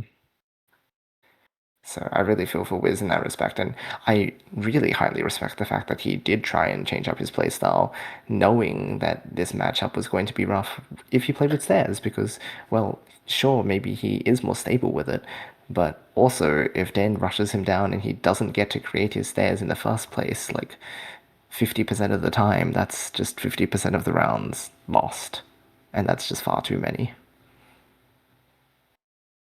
Understandable.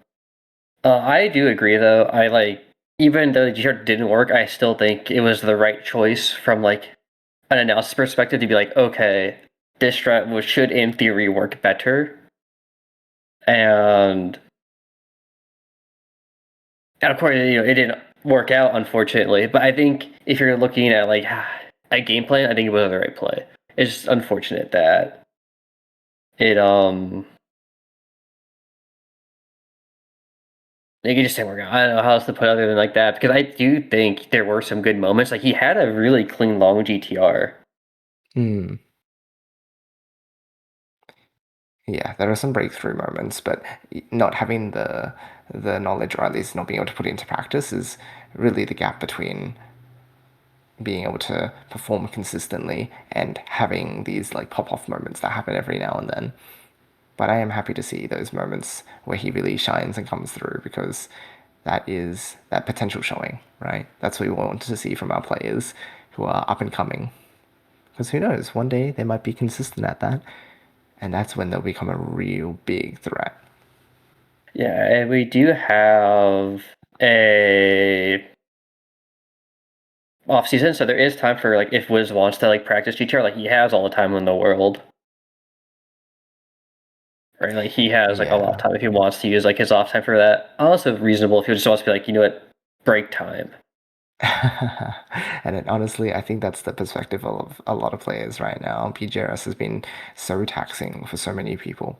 Well, for pretty much everyone, actually. I shouldn't even need to sugarcoat it. I think everyone knows that it's been a really intense time. But I think it's also a really useful exercise in learning where your boundaries are for yourself and how much of yourself you can put into the game without burning out. Or, well, a lot of people did actually end up burning out. So, testing those limits and learning where they are is a really critical part of this game because although a lot of growth happened in gameplay and that sort of theoretical side, there's a lot of personal growth that comes with it that people really should pay attention to as well. I think one of the people who's really aware of this is Hiku, right? He's talked about external habits and how that affects your gameplay. And I think if people become more conscious about things like these, then they'll end up growing a lot more because they'll be aware of the variety of factors that go into improving on this game instead of studying it in a sort of one-dimensional way. I agree. I mean, I think Poyo has finally hit the point that I talked about like 3 years ago, where it's like, why aren't people eating correctly? Why aren't people like working out? You know, like doing things outside. And then people are like, right, that's dumb. You know, why would we do that? And then people start doing it, like, oh wait, this works because like mental health is really important. I think the level of analysis has increased quite a bit from the days of like me and Kyobi do everything, and then like, because like old school Puyo was a lot of, you know, people would just watch Kyobi, you do what Kyobi says, and then you got better. But nowadays, like people are a lot more willing to experiment, I think, and I think that's been a very positive change. Yeah, I think variance in playstyles necessitates more people approaching analysis in their own ways because, like you said, Kirby did set up sort of the baseline for everybody, and you could follow that and get better at the game with that. And any sort of guide or tutorial or guidance that you get from one particular player, maybe it can turn you into a better player, but it's only really relevant within context, and not everybody's context can take that information in the same way, and it might just end up being not as effective for you compared to for someone else. So the ability to self-analyze and reflect on the information that you're taking in is really critical. And I'm glad more people are leaning into learning such skills. I agree. And to give a update for chat, because I know there are questions, basically the TLDR is we are unfortunately booted from spectator, and so Hiku and Neru are likely playing at the moment and not looking, you know, at Discord, or if they are, it's like replays are supposedly saved, but now it's a question of time, and if they have to do a third set, it's like kind of, you know, we have to think about if we're gonna watch second set while the third one's going, you know, if we have to fit the time schedule for the players and like what is fair. Because, you know, we can't ask players to stay up an extra hour and a half, right? Because something didn't get shown on stream, and that is currently what is being discussed. And once we have a greater update, we will give it to you. But unfortunately for now, we will be waiting, and you'll have the Yoshi Riley podcast.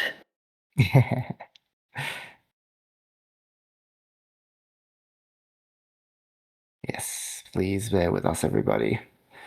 Production is difficult. Please thank everybody who's working very hard in the back to make things happen, because it is very stressful. We talked about PGRS being stressful for the players, but golly gee, has there been so much work put in from everyone on the back end. And yeah, as I was saying, people in production, some of the most important people, because they're delivering all of these events right to your very eyeballs, right? It's the reason why Riley and I can be up here commentating in the first place.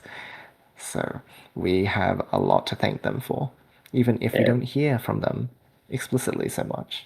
Yeah, you know, it has been a very interesting season, like not only for like the players, but I guess like the other side of things as well, like for like for the production and the commentators, because you think about the older Sega events, right? And even maybe last season where like Ascension had, you know, events, you know, we were lucky enough to be in a circuit, but the extent has grown even more, right? Like these finals are not on Sega stream, they are on an Ascension stream. Right, and think of like how far that has come. Yeah, the level of involvement that Sega has given Ascension, the level of control they have, even this format is something that I don't think Sega would ever do anything remotely like this if they had full control.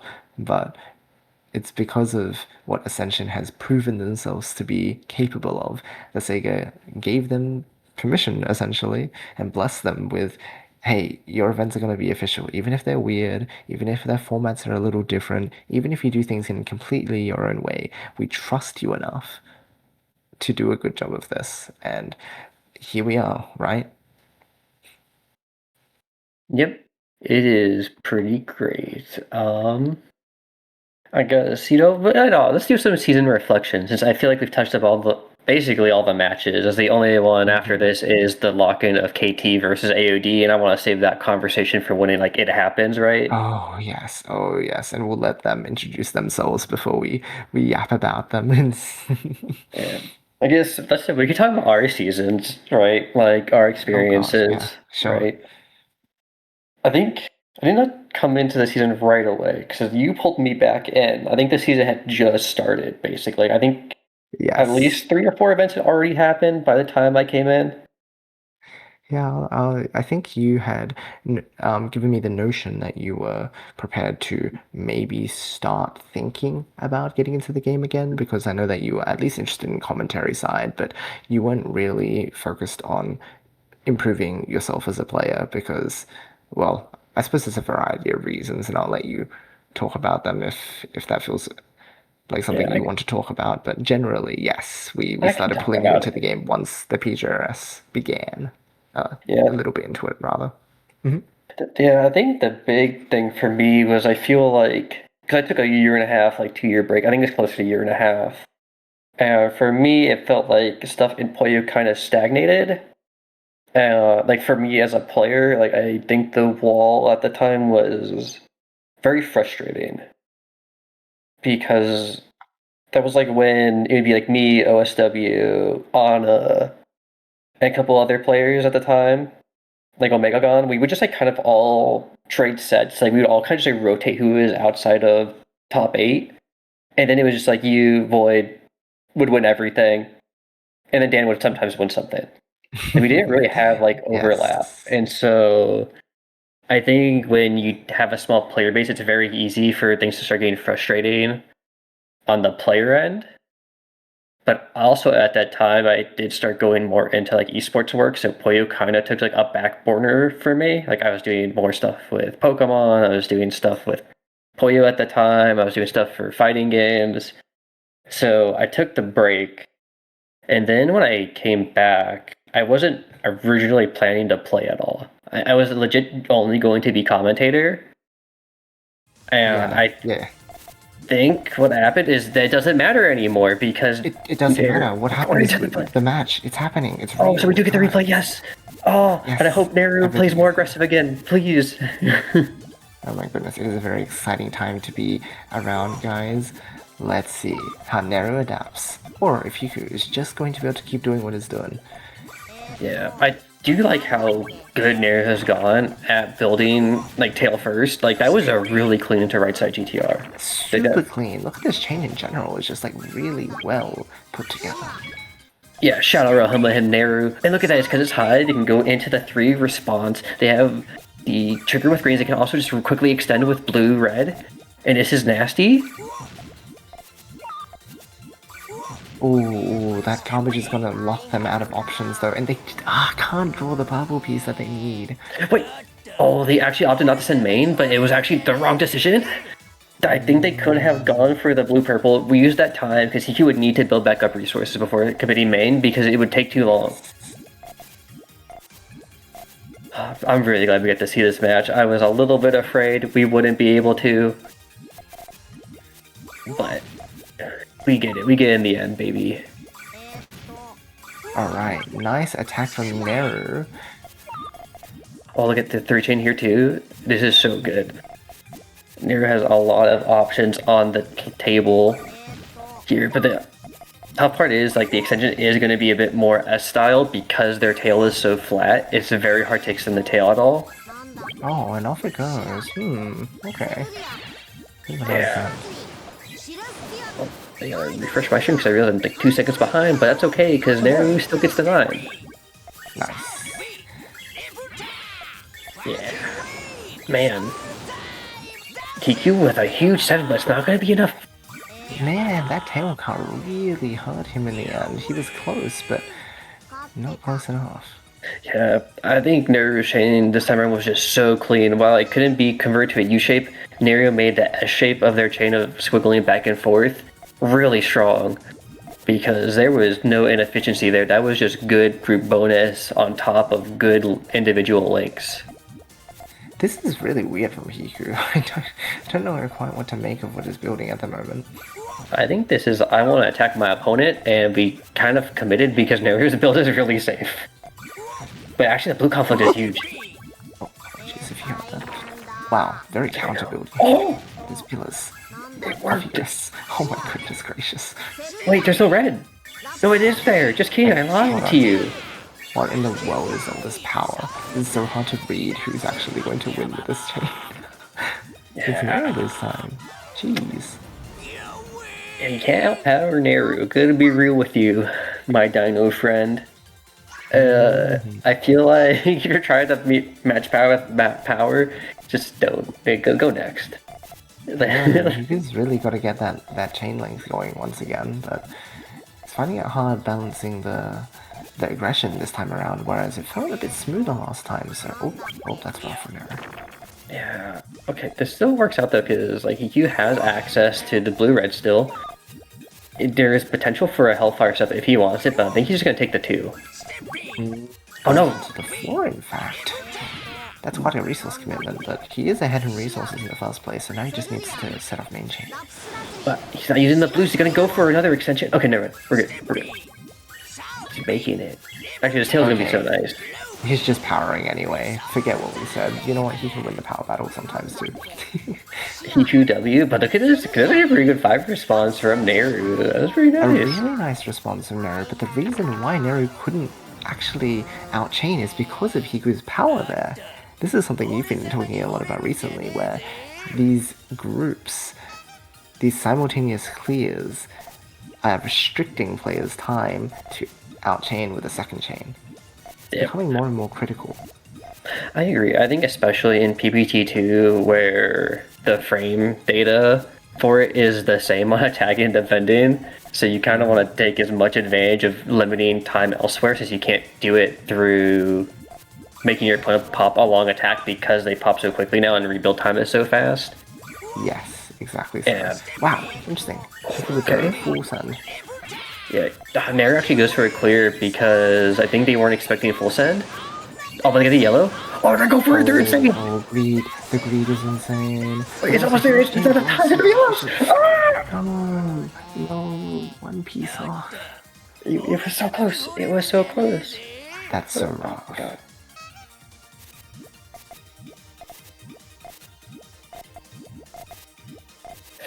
Yeah, that was some classic Hiku chaining. I'm just surprised Nair. I thought Nair's chain had enough power, but maybe it didn't, because I thought they didn't need to commit to that last link. But I just missed the tail. Oh, Hiku's going right into main, yeah. Oh my goodness, it's main again. Justin main, as Yoshi would say. Yep. Man, this is rough, because I think it's so much of it's going to be lost early on the 2. Yeah.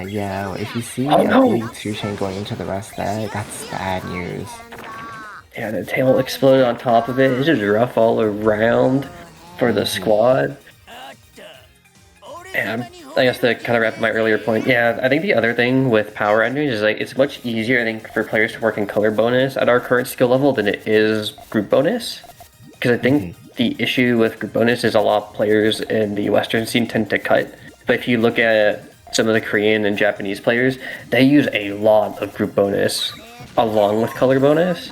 And sometimes they don't even go for color bonus, they just go for purely group. But I think our skill set just hasn't hit that point yet. So it's still like a work in progress. You have to think about chain links a lot differently when you're trying to combine lots of pieces at the same time, particularly at the end of the chain. I think when it comes to 2 chaining and things like that, it's simple enough because it's just one link goes into the huge 2 chains, so you can stack a bunch of bonus. But when it's at the end of the chain, it's way more hard to manipulate. Yeah, and man, that was a rough one from Neru because they realized they needed more power, so they did a clear so they can use reds on their 5-6. But because it came in too late, there just wasn't enough time.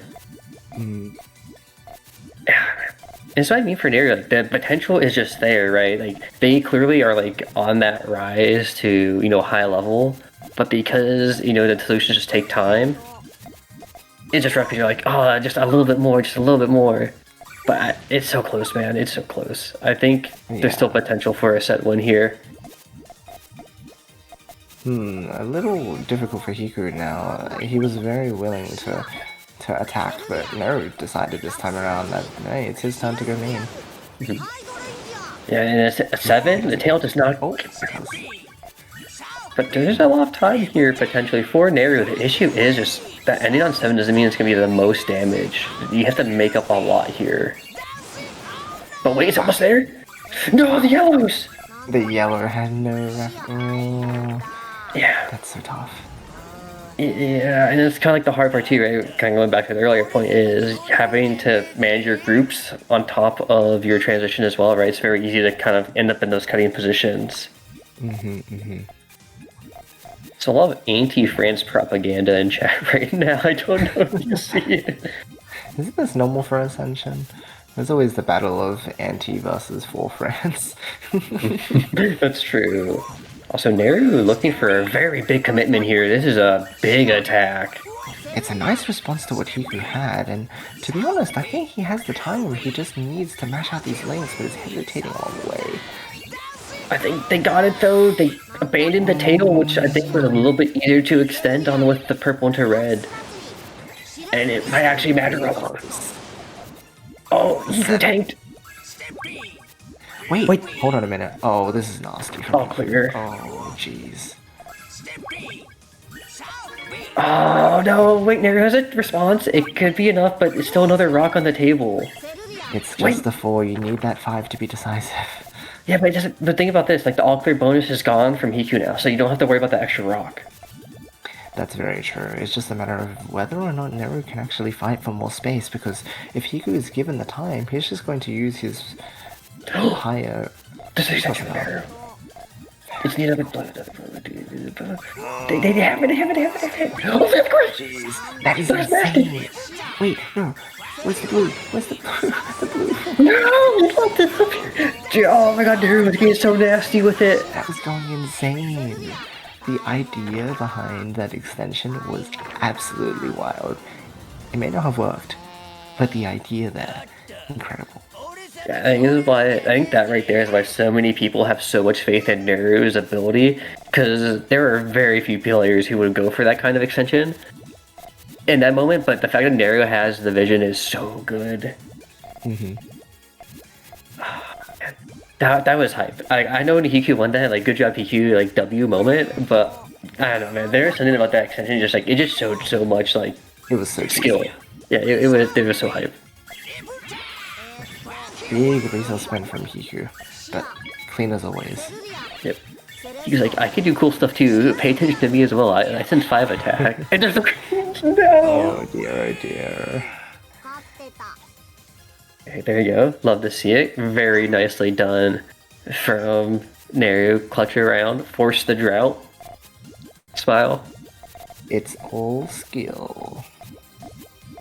Also, yeah, I think there are times where, like, if you're noticing like a drought, can you just like look over and you're like, oh, I can probably just go for this. But it's again like risk reward. If you see a drought happening, like there's a risk that they may get back into their pieces. But when it works, like it works so good, just like this attack, it's a huge fort. That is so good, Naru. That dismantle was so well put. Okay, there we go. See, well, now we're starting to cook. That chef has entered the kitchen. Indeed. And he's got to be a little careful. You don't want to play too many rounds, because that's when things start getting dicey. It's true. If Naru keeps up this momentum, then that one set win, that life loss is very real. Oh my goodness, Naru-chan is so pretty right now. Yeah, like the Reishi chair to like try to build around attacks is nice. The one pokes to make Hiku do something are also pretty nice. I like it. Okay, good. Clear on the yellows so they can try to look for more offensive options. And they're gonna go for the. Wait, do they have it? Wait. Interesting. Oh, they're looking for They're it? trying to work around it. hot. Oh, no, no, no. Never mind, they're fine. Everything is okay. Oh my god, that's a good fix, but I don't know if it's enough because that's a huge 12 from Hiku. Massive 12 double. 80k on a 12 is so insane. Oh no, there's not enough on the end. I think the only other way out of that was to hope to God you got more extension pieces. That was so good from both sides, but just short on the ender. Yeah, I think at this point it's... Even though Neru has shown the potential to outchain, Hiku's outchaining is just so consistent that trying to win that game is just very risky, I would say. Yeah. It's tough because Neru also has to deal with the fact that Hiku was super salty from everyone, including Tom, when we said, I think Neru can get a set. And Hiku was like, you're kidding me, right? Wait, oh no, Hiku. Good for Neru, but oh no, Hiku. Could have had that. Could have been on match point. Yeah. Oh, we all clear? Okay. I feel like an area is pretty nasty in the all clear rounds. I think freeform can get pretty crazy. Yes. Okay. Wow. What the heck? Or you just like not. That was really strange. Hey, if it works, it works, dude. I like that area is kind of just going immediately into like let's go to traditional chain, whereas CQ like a little bit like potential for the Hellfire. Okay, it seems to have cut off the option now to go into something more standard, but neither attack it. Okay, never mind. No, Neru is attacking. Oh my goodness, Hiku's dismantle here is really pretty. Yeah, I think there's a good amount of time for him to try to extend, but it's a little awkward. Like I'm not quite sure where his chain's supposed to work right now. He needs purple, yellow, purple. Oh, almost. Oh wait. Damn, that was close, and Neru is clawing it back, and we're only 6 to 8. From what was this? Was that like a 5-round lead from Hiku earlier? Yeah, Hiku must be sweating a little here. Think so. Oh, we're gonna go for the all clear. Neru is believing. There is a yellow, and Q it is right there. Hiku will make it just in time, but Neru has this extra rock. They're not spending it right away. They're waiting. Okay, now they're gonna spend it on the 2. Oh wow, that ended up more even than I expected. One coverage on each side. Oh, also, oh wait, there's another one. Okay, yeah, I was very eyes emoji about that, but Hiku had discipline. Wait, this is a lot big spend from Neru. That is a lot of resource, but Hiku was waiting. Hiku hesitated a lot though. Yeah, but Neru doesn't go for the immediate follow-up with the blue. They're doing it a little late, which is giving Hiku so much time. That's going to take too long.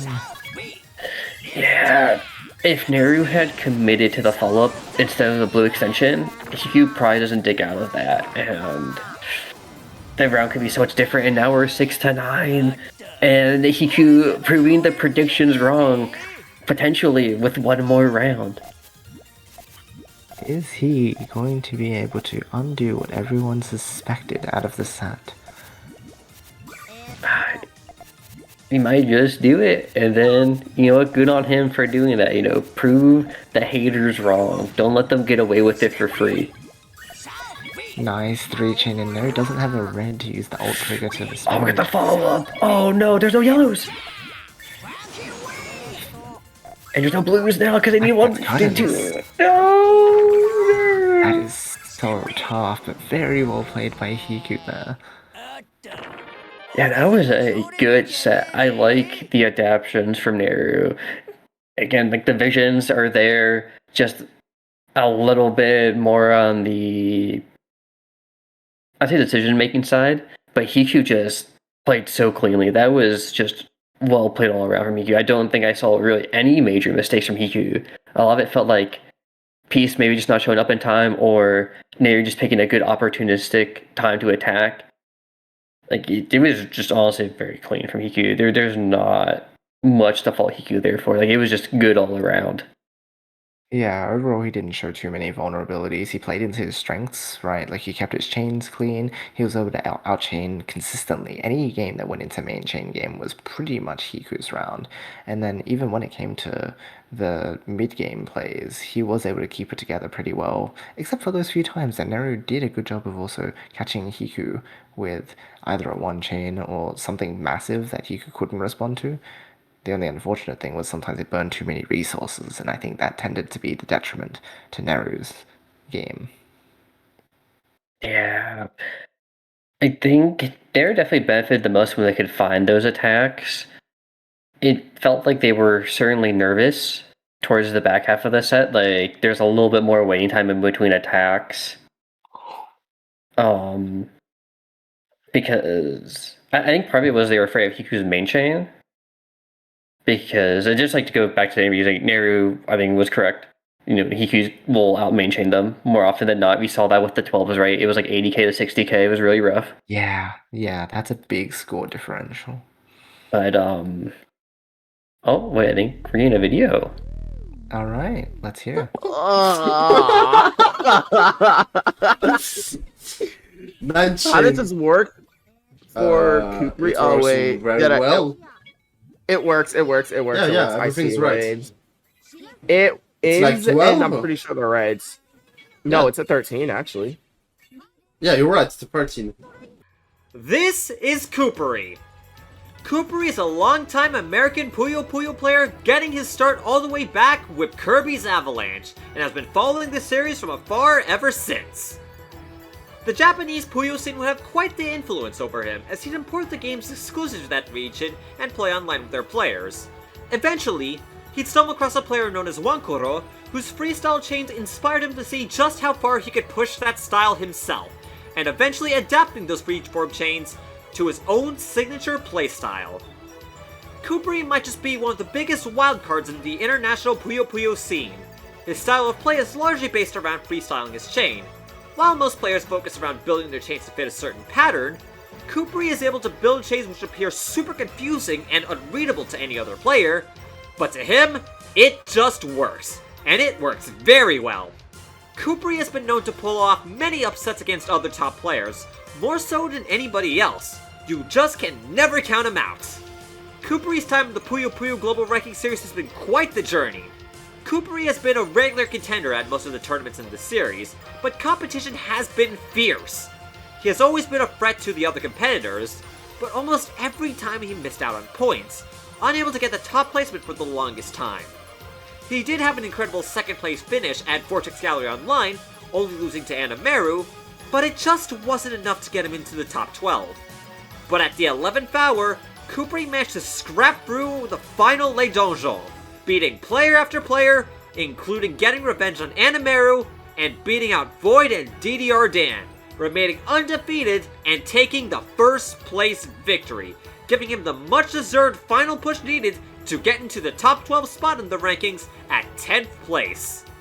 Now the question remains, how well will Coopery be able to stand up to the rest of the top 12 in the final tournament?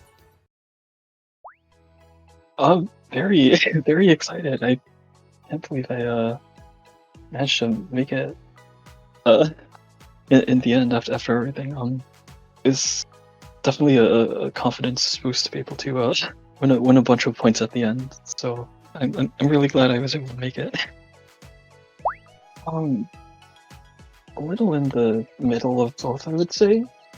I felt I had some chance of making it, but I would like really have to put myself into it, so to speak. And yeah, I think I was able to manage that. Oh my gosh, okay, oh my gosh.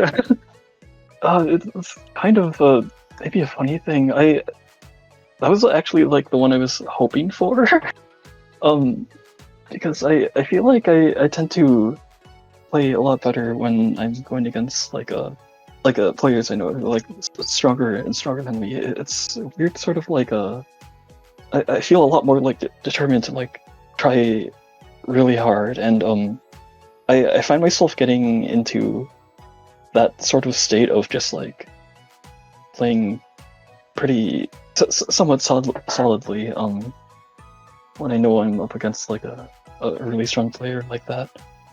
So I'm pretty like out of all the picks, I'm pretty happy with that actually.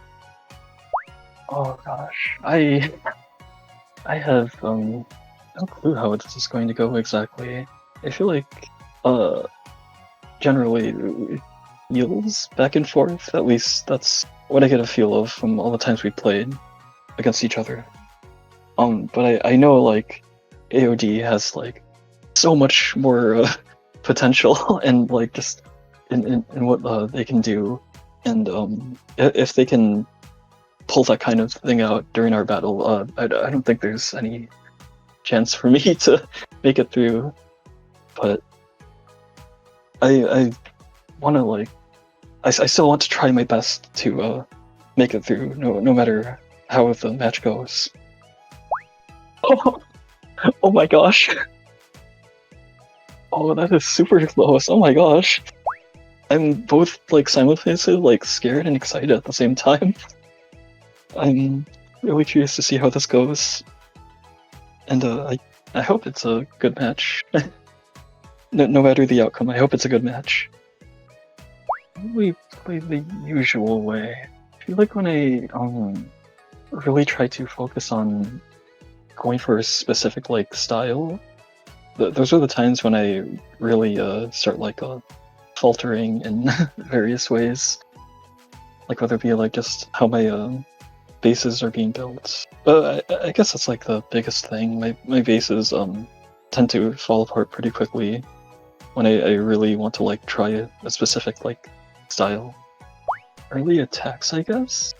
I'm not sure how commonly AOD goes for those, but I remember whenever we would battle and they would send those out, I would definitely struggle. It's also something I struggle with in general against opponents. I'm hoping I'll be able to deal with that if it happens, like a lot. That is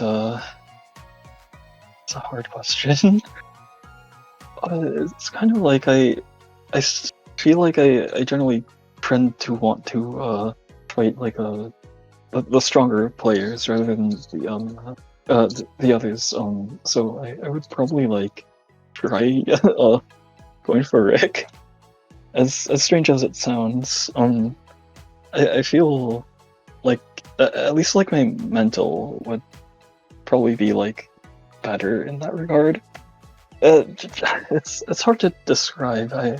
I just like really want to try my best there, and I feel like going against a difficult opponent would like bring that out the most. Oh no, I don't think there's much of a chance. But I think that's fine too. I'm really glad to have made it to the top 12 already, and it's just exciting to be part of this all. I think there might be a chance I make it to like the top 8, but yeah, after that point, I'm probably just going out really fast. So that's my expectation. I guess no matter how the match goes, let's try our best, and I'm really happy that we get to play at this point of the entire ranking series. I hope you're able to pull out your best too, just as I hope everyone is able to in this top 12. I guess thank you all for just like organizing this entire circuit. It's extremely exciting. I guess I'm reiterating myself here, but it's just so really cool to be part of this all. And the fact that it was like all organized is just so cool.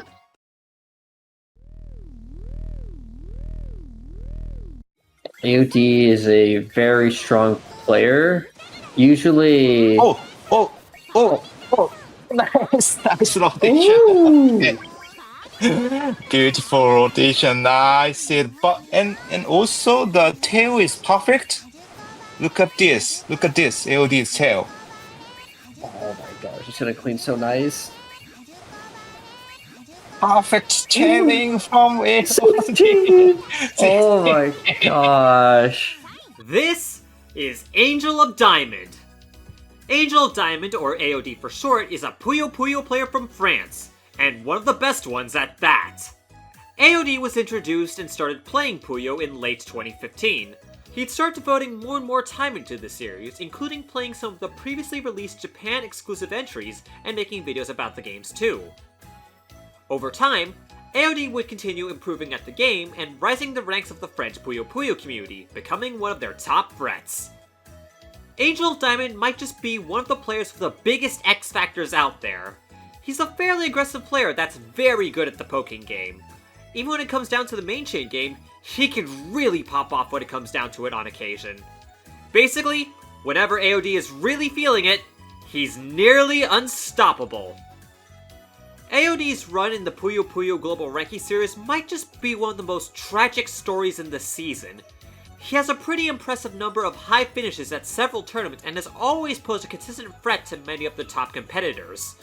His best showing was getting second place at Les Donjons in October, but almost any other time, he came just shy of getting points, finishing third at the first Copa Luna and the second official Sega tournament, and fifth at Cauldron Clash. Despite some very good results, the season has not been kind to him, finishing the season at 16th place. By a stroke of luck though, Angel of Diamond managed to get into the final tournament for one last performance. Will he finally be able to show just what he's capable of at the end of it all? It's kinda a miracle for me because it wasn't expected like that. And a bit like with we're a sort of phoenix rising. So it kinda cool, honestly. I'm a bit sad Korean player couldn't play, but you know what? Alright, I'm here, Wiz is here too, and we're gonna try to do our best. We're gonna be the Phoenix team.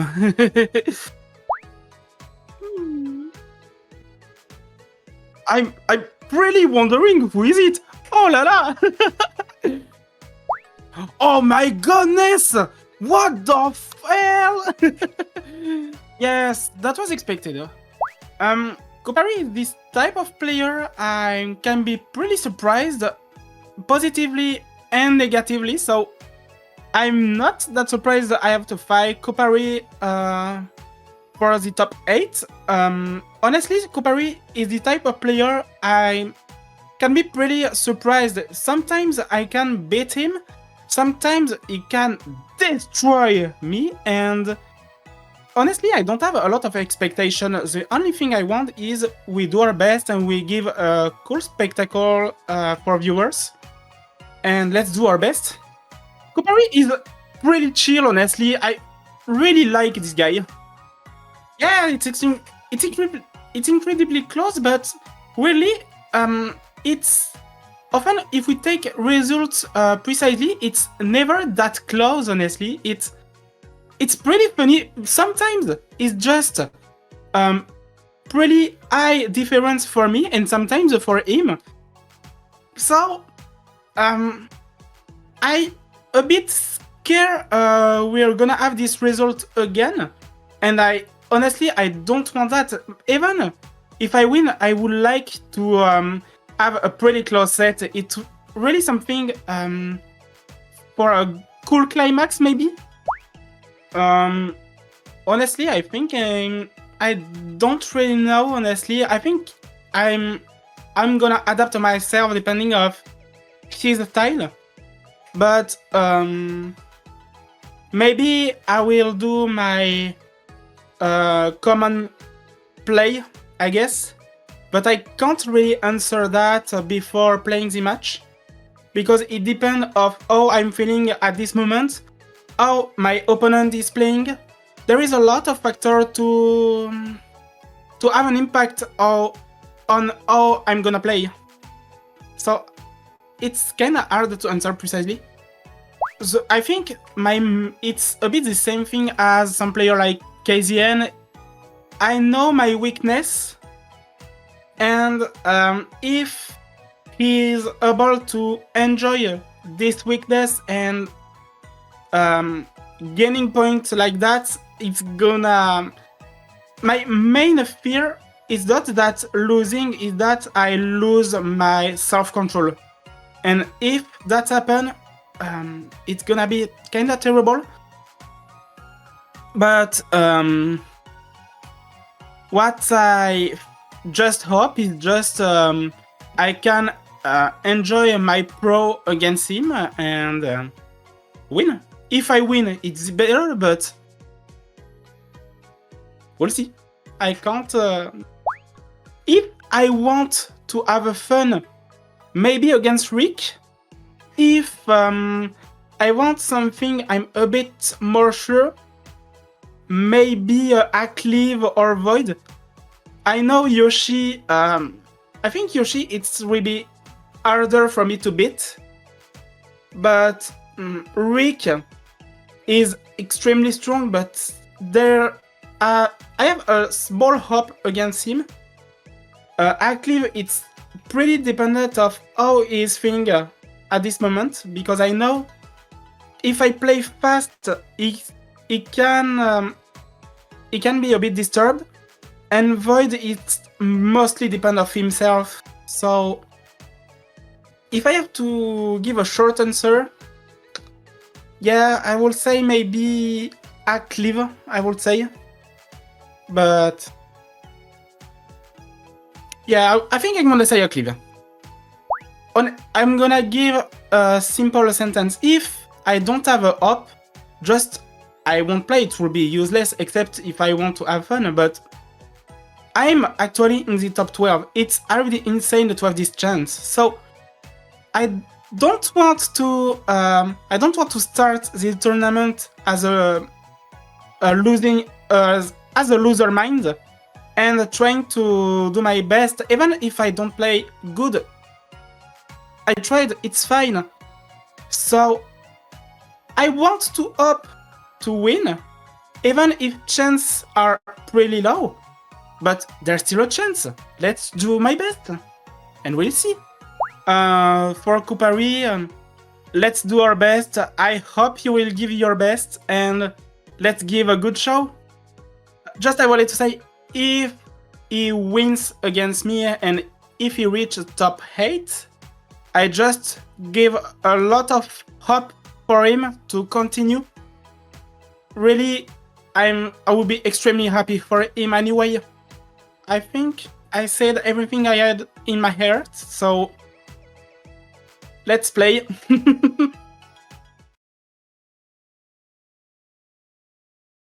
Alright, I need everyone to forget about the first 3 matches, because those didn't matter. Everyone already kind of knew who was going to win.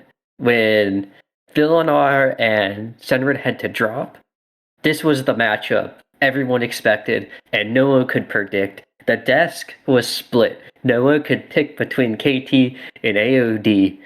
Everyone, there was, arguments for KT, for his aggression and like his flexibility. There's arguments for AOD. I think this is the most exciting match of the day. Yeah, you could not get more split during that prediction stream. It was heated over this match. Is this the one that we had to parallel universe over? Yeah, because for anyone who wants to get an idea, that prediction was like 3-4 hours, and an hour of it was literally just talking about this, because we could not decide. It was split, I think, between like me, Yoshi, Tom, and then like Dan was kind of in the middle, and then PQ and Void were on AAD side. And so, honestly, it's about to be hella biased on commentary. Like, I'll be real with you. KT, part of Team Scaly with me and Yoshi, the Lizard Gang. But AOD has the French stream, so, you have your 2 corners of the ring. Exactly, it's fine. It's exciting, because I think these 2 are, like, the 2 nicest players you'll ever meet, but people always instigate so for them. friendly. It's hilarious. Yeah. It's so funny. Yeah, man, because AOD has all the makings of a high-level player. If you remember Tom and what he said during, the last big Ascension tournament, he was surprised to hear, AOD was not at, the very top of the list, right? He truly believes, AOD is him. But Coop area as well, coming from downtown, just Chip, maybe that freestyle is like still viable. It started off strong with a W for KT. Yeah, that was really nice. To be honest, I think AOD's attack was really well made, but he just kind of fumbled the ball on actually making sure that his chain came together. But that only happens because Cooper is able to put that pressure on. So really, both players here are just trying to outwit each other, and it's very scary. Yeah, big thing for KT has been he's also been working on his like attack and defenses. Especially against like some of the overseas players, because KT and AOD do not appear in Ascension matchmaking very often. They were kind of hiding it out, And it goes clean, 2 chains. But AOD, I think, is kind of down, kind of not. It's close. Follow-ups are really good from Cooper so far, but it's going to need to take more than that to take out AOD. Yeah, AOD had made it down. He has his. Oh my goodness. Oh no. That is not see. I thought he was down, but I don't know if that was a misrotate or not, because AOD I think should have been out. I think that was a misdrop. That didn't feel right at all. Yeah, and it's rough because those kind of situations can be kind of tilting. Yeah, those nerves. We've talked a lot about how the mental game matters so much for a lot of these players, but AOD is definitely one of the players who's most susceptible. I agree. Like, when people think of weaknesses for AOD, it kind of does tend to be, the mental game. It's never his gameplay. It's like, can he get into the zone? And he has mentioned that himself, in the interview. And I think KT's actually kind of similar with that, because KT also gets pretty nervous when he plays. Yeah, I found it really interesting that they both commented on the fact that they'd like to face higher level players though, because there's that sort of insurance that you back yourself up with when you fight higher level players, right? You play better than ever before because you know that you need your full self in order to beat this player. Yeah, I think it's really sick to hear them say that, because I think a lot of players would pick like the easier matchup and be like, you know what, I have the best chance of winning here. I think players like AOD and Cooper, they want to win like the most proven way. Yeah. Oh, 1 piece away. And 1 piece off from the 1/8 being able to save him there. Gosh. This is playing away early on. Yeah, this is what we want to see. Like, we knew this would be close, and we want to keep it close. Yeah. Ah, God, dude. And I think the closer match it gets, the more intense it is for all the players. Oh, okay. That's not too bad. Just a small bit of damage from AOD, but it is sort of difficult for Cooper to get out of this without spending a bunch of resources himself. Yeah, he's getting like no yellows, and it's gonna be forced to clear down, and he's gonna lose the reds for it too. Oh, I think he got AOD Nice at the hit. first time though. Yeah, very well timed. Oh, AOD's down, and Cooper is still forced to clear all this out. It is really rough. That drought kind of coming back to bite him.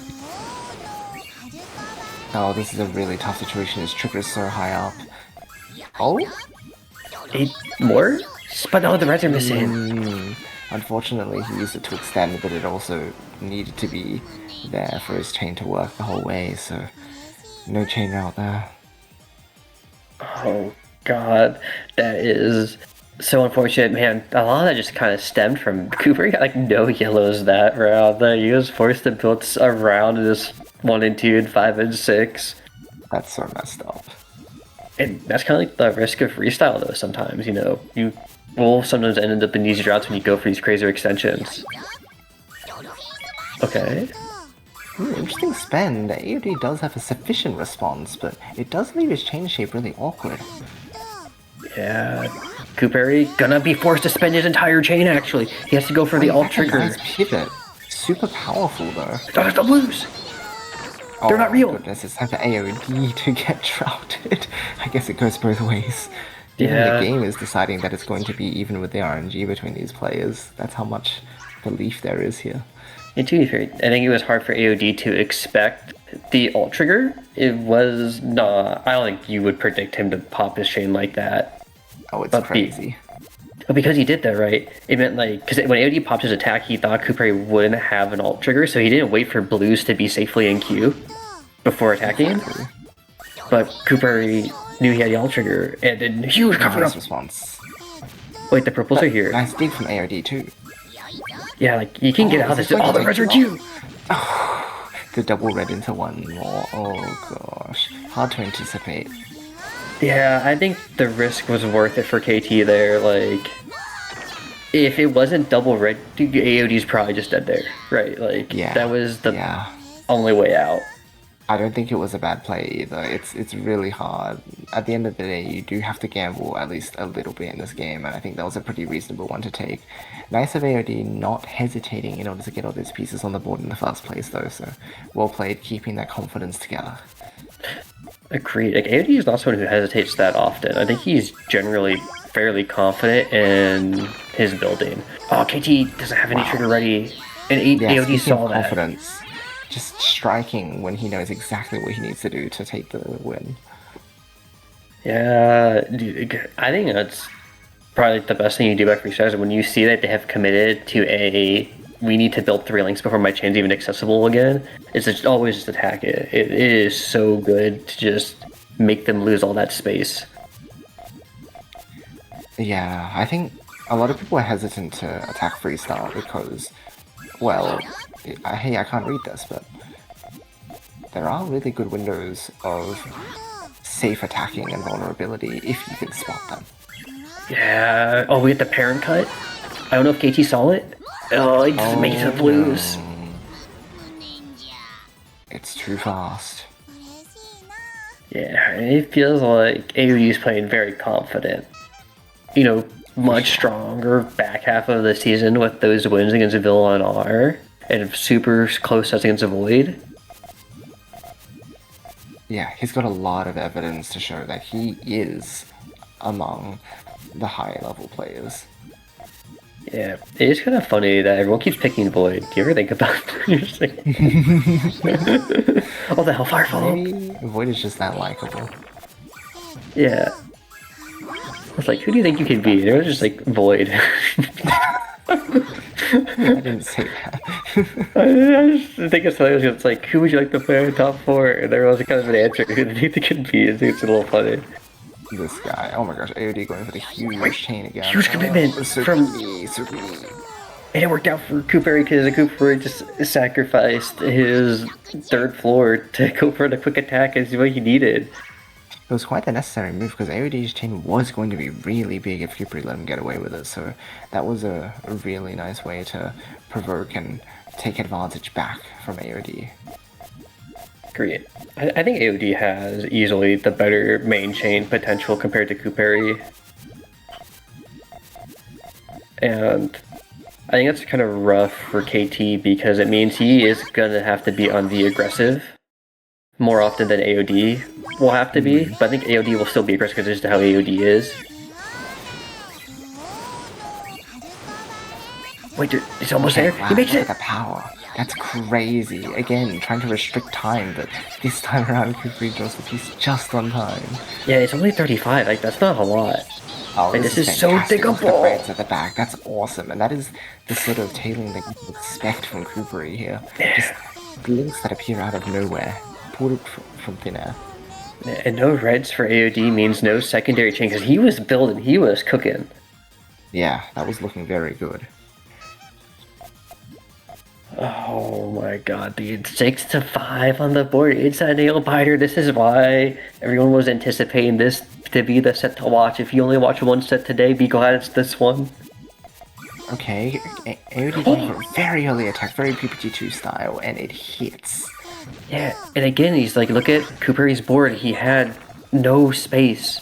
He used everything to, you know, be an extension and left himself with no options on the board. Yeah, the nice thing about using these forms that are more widely recognized is that there's a lot more ways to manipulate your resources. Yeah, at least ways that are easy to see. True. But then you kind of see the bonus of freeform actually right now in this round. Like how nicely Cooper built around the yellows. And he's got decently stable form, and he can still take the tank. Wait, he can dig down to this. There's blues and Q. And he has a bunch of reds. Oh, he doesn't even use the reds. He's crazy. Oh, what in the world? Greedy. And he did a clear too. Oh, jeez. Oh, dear. Get ready. Insane quick attacking from AOD. That is so sneaky. Yeah, I think Cooper won his full chain, but he just got a little greedy on trying to clear things out. Yeah. And to be fair, I would be afraid of AOD trying to catch up on main chain because it's very good at it, but I don't think that was the play that time. Yeah, could be some nerves in there for the GOAT KT. Looks like he came through in this round too. His chain was a little less stable, now he's forced to just main chain. Yeah, there's a lot of extension time for AOD here. The greens are coming in. Doesn't even go for the green extension, decides he doesn't need it because it's only an 8 from KT. Oh, that's going to be not very much. Wait, KT? AOD's chain didn't work. Oh, okay. A fighting chance has been left on the table for Cooper, closing the score gap a little. Yeah, I didn't notice that tail. I thought AOD's tail was fine. I was like, oh, that works to me. Right. But you know, if you're KT, you take that to the bank. You're like, oh, thank God, we needed that. We needed one of those. Cash it in. Yeah, and now his tail form is a little scary for KT, but I think it's okay. Okay, AOD was again another early attack. Yeah, but KT got 3 links on that. That was a pretty big extension. He's actually gonna end on the 6. AOD does not have trigger accessible. Takes too long. Yeah, I think he read another 2 seconds, because I think he saw the green into blue, he's like, okay, right, I have enough time to try and crank out a few more pieces, but Cooper put the extra blue in his chain earlier by his trigger, so it would cut on the 6 power, and it brings him to 8-7, and we're back to basically even. Oh my goodness, this set is so incredibly close and so tense. Yeah, but look how good this flash stack is from AOD, and Cooper is kind of, I have no clue where he is right now. Okay, got the 2 clear. Stay alive. It's fat. Looks like AOD is following up with, wait, hold on, full chain? Yeah, I think he's trying to predict that Cooper chain doesn't work. Is it right? I don't know. It's in defense. There's no green to drop down. Again, AOD is just so good at noticing when Cooper's chain is just way too committal at the top. Alright, set point for the first life. A lot is on the line here. And the first one is huge. The prediction from the couch was this would be a 2-1 set. No one could decide on who it would be on, though. This is a potential big attack from Cooper if he wants it, but AOD has a giant Hellfire. Cooper sees it, he's gonna go main! Interesting choice. There's no greens! Okay, the greens won't cut though for AOD. Yeah, I think Cooper was banking on the fact that that would make it difficult for AOD to use his chain, but in the end it looks like it was a smooth set off in... It's gonna be too much. Yeah. 10-7, AOD will clinch out the first set. What a way to start, man. That was close all around. I think Cooper has some good reads that set, so I don't think there needs to be much of an adjustment. But man, AOD made it hard, and this is why everyone's afraid of AOD. Like, when he plays on, he is so good. But of course, that is only 1 life down. Yeah, and this is potential, because now we gotta talk about, like, if AOD can escape this with 2 lives, she is a very scary day 2 pick. Nobody wants to pick AOD because AOD is too scary. Yeah. I think that actually might be bad for Hiku. Hiku might need to be like, wait, AOD. Just kidding, Hiku never, because he's such a Hiku. Everyone loves AOD. Let me choose him so that I don't choose AOD because AOD didn't want me to choose him. Thinking emoji. Hey, this is good data for you, but look at how good this 10 chain is from AOD, dude. So it is. Nice. It's just so hard for Cooper right now because it feels like AOD has the edge in these pokes and in the main chaining. Yeah, it feels like Cooper is keeping up in general, but the flow of the set is saying otherwise. Yeah. I mean, sometimes sets can be close even when you're losing. Like, there are sets where, like, someone gets, like, 2-0'd, but it's like, oh, well, they had an insane, like, set, and, oh, Cooper was ready! AOD spends so that much is a resource. cool dismantle from AOD, but yeah, it's just too much. Yeah, AOD knows it's just way too much to build in that time, and the Q was not out. working with him. Yeah. But that just shows you that AOD's comfortable, because he goes for those big dismantles when he is feeling like he can win. Oh, certainly.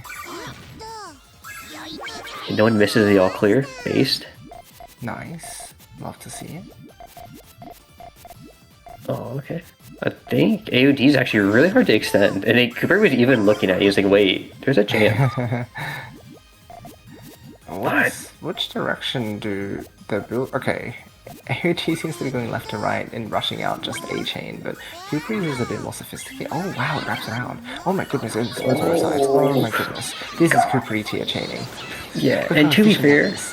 Yeah, it was so good, but to be fair to AOD, Cooper did sacrifice his reds in column 4 to dislevel his chain to survive the all clear. So I can see like why AOD probably felt like he didn't need to build too much, because he probably thought, you know, Cooper's chain broke. But no, Cooper was ready. Yeah, if you're playing against a freestyle player, you can't count them out, but particularly in rounds like AC ones where freestyle is very much rewarded. Yeah, and you love to see it for my boy KT. But he's a blue now. But yeah, I think he's gonna wait to extend. Yeah, there you go. I like that he's waiting to take these one trashes to like try and buy himself some space. Oh, that's scary. There's no green in Q. Oh, he got no, he just dropped it. Rotates. No. He just dropped it, split it. Instead of just dropping it straight down, giving AOD the second round. Oh god. Oh jeez. You just feel the nerves from both of them, because even AOD has had some spicy misdrops. But, you know, that's not what you want to see in the finals like this. You want to see them both cook. Yeah, particularly because Cooper really needs this lead so that he can secure the set. Yeah, I don't know how Cooper's chain works, because the reds... Okay, it actually will cut off on the reds on the 3 by next to the blue. That's really nice. Cooper is trying his best not to send main, but he might be forced to here in a second. Here it is. AOD is just going straight into main. He put in column 4 accident! Wait. Oh no. Oh no, he's good. I think he's okay. No, the reds are gonna cut now. That is so unfortunate. But also, 77k from AOD, that's gonna be really hard to contest. Yeah. Man, this is rough, because KO Cooper is just like a piece or two away from greatness, and then just like something happens where it ends up where it shouldn't be, and then it just gives AOD the lead back in this set. Really, it's just so close to clutching it, but AOD's consistency is truly paying off here. That confidence. Yeah, it's rough because, you know, it feels like there is pressure on Cooper to be the one on offense, but KT just has so much better stable board building. And the other side is only an 8. Yeah, and then forced to do the one clear to try and make up for a better chain. And we're going to have a pretty big 10 here from AOD. It's going to be hard for KT to contest this. Yeah, goes for the extension because he knows he needs every link he can get, but isn't able to get there on time. Yeah, and so I hope for KT's sake those 2 rounds that he dropped do not come back to haunt him, because this could be 4-2 right now, but it is now 4-2 for AOD instead. Yeah, that's a really rough place to be in now. Yeah, it's just... But there's still time. That's true, there is time. Ooh, okay, smart from AOD to realize he's about to int his chain. Yes, that was very good. Very, very good awareness. Oh, he is going for a big attack. Yeah, dude. Man, AOD is so good at converting his flat stacks into defenses. Even this fix, he even has the perfect cue for these purples. Gonna go into main chain. KT thinks he could have attacked. Oh dear.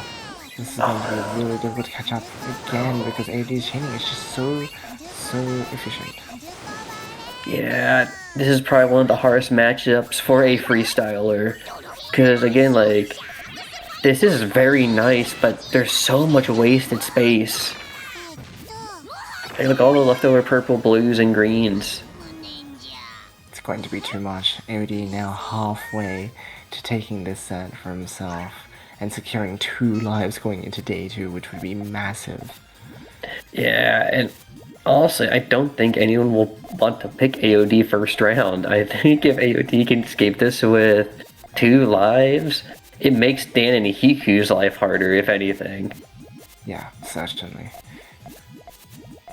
But at the same time, it's so hard. No one wants to ever cheer against AOD. He's so good. Like, look at his tail aim. That was so scary from Coopery, but this look at this. really nice. Oh, AOD has to sacrifice his tail if he clears that red. So he can't. So he has to defend himself. And KT's gonna go in like crazy, and it's spicy. Does he get the purple in time? Does he get the purple? He gets double purple! Wow! Dude, you gotta be kidding me, the double purple! That's why it's so scary to send main sometimes, because now KT gave him all that time. It's gonna trade back! There's no time for Coopery. That's crazy. I mean, you can't even put that up to like Peace Q because Cooper gave him so much time to farm pieces. Granted, he got a little bit lucky that he'd clear out from the top row, but even then, again, it's like there was just so much time given to AOD for that. It took too long. God, it's like another attack coming from AOD potentially, or just link it to main chain. Yeah, it's so easily convertible. There is an easy convert. Even the reds are open. It doesn't even just even need these. Like, I don't need these reds. He's using his tail, and then he will have the front of the chain open. Yeah, Cooper's committed too many resources now. Yeah, this is looking really rough from KT. I'm not quite sure what he can do in this spot this round. Oh, attempts to get the dig in, there's too much garbage blocking the way, and AOD finally uses the front of his chain, but not in a way you'd expect anyway. Yeah, man. AOD actually might just get away with this. It is looking so rough from KT. I think KT is losing his flow. I feel like AOD is just on fire right now. Yeah, he's really in the zone here. Yeah, this is like the rough part for freestyles, like when minor inefficiencies can get punished so much.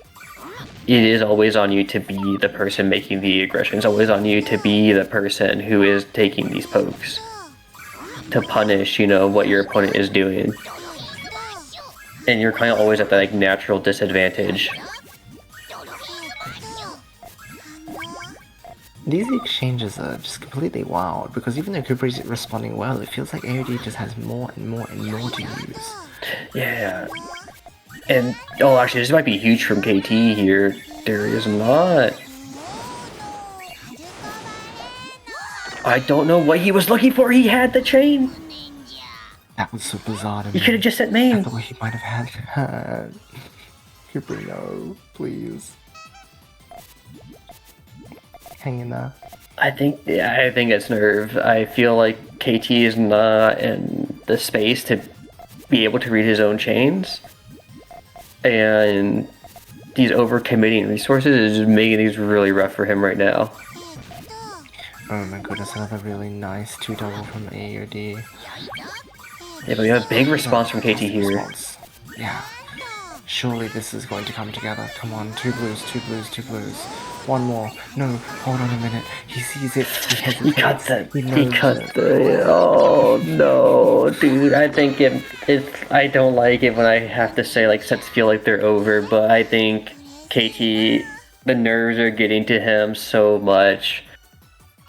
I think AOD is going to win this.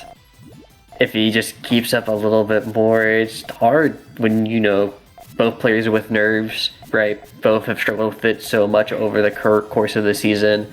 So the big win we knew would be important, and it looks like that momentum is what they both needed, and AOD managed to get it. Just look at how solid his chaining is right now. Cooper, he's fine though. He doesn't want it to be over just yet. Oh, the overcommit from AOD potentially? Does he get the blue? He does. It's just in main game. Alright, Coopery. Everything is on the line now. It's so hard. I don't know how Cooperation gets out of this. How does this work? Does it work? It doesn't work. And that's just how it ends. 10-2 after such a close set. And that's GG's. GG. That's a rough one. I think Cooper had a very clean set. I think the nerves kind of got to him that second time. And then AOD, because he didn't have to worry about nerves, because he got the first set, was just able to keep the momentum going. Yeah. I think it's kind of something we didn't consider so much when we were talking about the predictions, right? We know that these two players are super closely matched, but when it comes to long sets like these, and then, coming off of a win of a set, momentum matters so much for these guys, right? And so, even though everyone went, hey, it's 2-1, theoretically, if they were playing normally, the fact of the matter is, that momentum just completely dominated any other thoughts that we could have had about the matchup. Yeah, I think it's because we just knew it was so close, and I think we both didn't want to just focus on the nerves conversations. Yeah, I think everyone just didn't want to be okay, if whoever wins first is just gonna win because the other person's gonna get nervous. But I think well fought from AOD, just so good all around. It was very nicely played. I am a little sad that today kind of was just 2-0s across the board. I mean, it kind of was expected once Center Red and Villain R dropped, but I was hoping to see some lives taken. But the good news is it makes day 2 even more exciting because there is this is so spicy. There is no one life player to pick from. Right, there's no easy pick.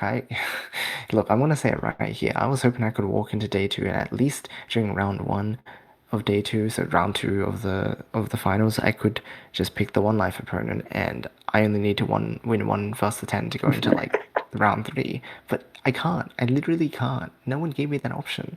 Now I have to play all the sets. Yeah. Guys, why are you so good at the game? And let's give a quick review of today's results. So we started off with Anna Maru, who picked out Free Mecha for her choice in the draft pick with a clean 2-0. Free Mecha put up a very strong fight, but just could not clinch out a set. Made it to the halfway mark both times, from what I remember. It was close. And then we had DDR Dan with the matchup pick against the WizKid. WizKid knowing that it was going to be a really hard matchup. Struggled in the first set, had a bit of a better showing in the second one, but Dan clutches out 2 lives. Followed up with Hiku versus Neru, where Neru showed vision of greatness, but Hiku locked in and took another 2-0 set. And honestly, it was probably our closest sets of the day, because Neru really pushed Hiku to make sure he could secure those wins. And then AOD for KT. AOD with very close first set against KT, but then just clutched out in the end, leaving us with day 2 of Yoshi, Eclipse, Void, and Rick on the top side, with Anna, Dan, Hiku, and AOD waiting to see who is picked. Yeah, these 4 players who are coming up from day 1 are all extremely threatening, not only because of their life count, but also because of the fact that their performance being so good is what allowed them to keep both of their lives, right? Yeah, and this is a tough one because I think about the set records throughout the tournament. I feel like your pick doesn't change. But if I'm gonna clip, I'm like, wow, I don't want to play anyone here. Yeah, actually, Eclipse might also pick Void. We memed, right? But when you think about it, right? Okay, Eclipse has a rough matchup against Ana. I think he's maybe Dan, but Eclipse versus Hiku has been very close. Eclipse versus AUD has been very close. Eclipse might just pick Void or Dan. I think that is the big question mark. That's so insane. This has shaken up the predictions entirely. I think the day 2 predictions don't work anymore because everything is messed up and broken. But that's exciting. That's the exciting part about it. So It's cool, right? This is not their expectations, and what's it called? And there's potential. Predictions are just that. They're just predictions. They don't mean anything. It's just like how in Ascension, like everyone's like, oh, you have to have 2.0 to win a rating, but it's like Cooper hasn't been over 2.0. He's like 1.6, right? It's like, or 1.7 now. So ultimately, it just comes down to just be good enough on the day. It's so true. Perform where it matters. So that's true. Void and Hiku predicted correctly. So me, Tom, Dan, and you all instantly out of the running. Did anyone? No, you guys didn't predict 2-0s though. They did not. They predicted 2-1s. They thought the AOD would win. So yeah, they still are more right in the end when you think about it. I guess. But you can't just be like, I'm exactly right. It didn't go exactly as you thought. SMH. Yeah, I love that. I wanted us to be wrong on predictions because it's more interesting when the predictions are wrong because then you have to like really debate like what changed, what was different. Because if they were just right, we'd just be like, oh, well, whatever. We already just knew this would happen. That's boring. But when the predictions are wrong, you have to really evaluate why they are wrong, and that makes for interesting conversation. That's right. I'm really keen for the commentary tomorrow to really elaborate on this new alternate universe that just got opened up to us. The real timeline. If you had to pick someone from the underdogs of Anna, Dan, Hiku, and AUD, who would you put your money on? Oh, this is an interesting question. You really put me on the spot. Everyone likes doing that to me, huh? Just going, Yoshi, what do you think of this thing? This is so useful.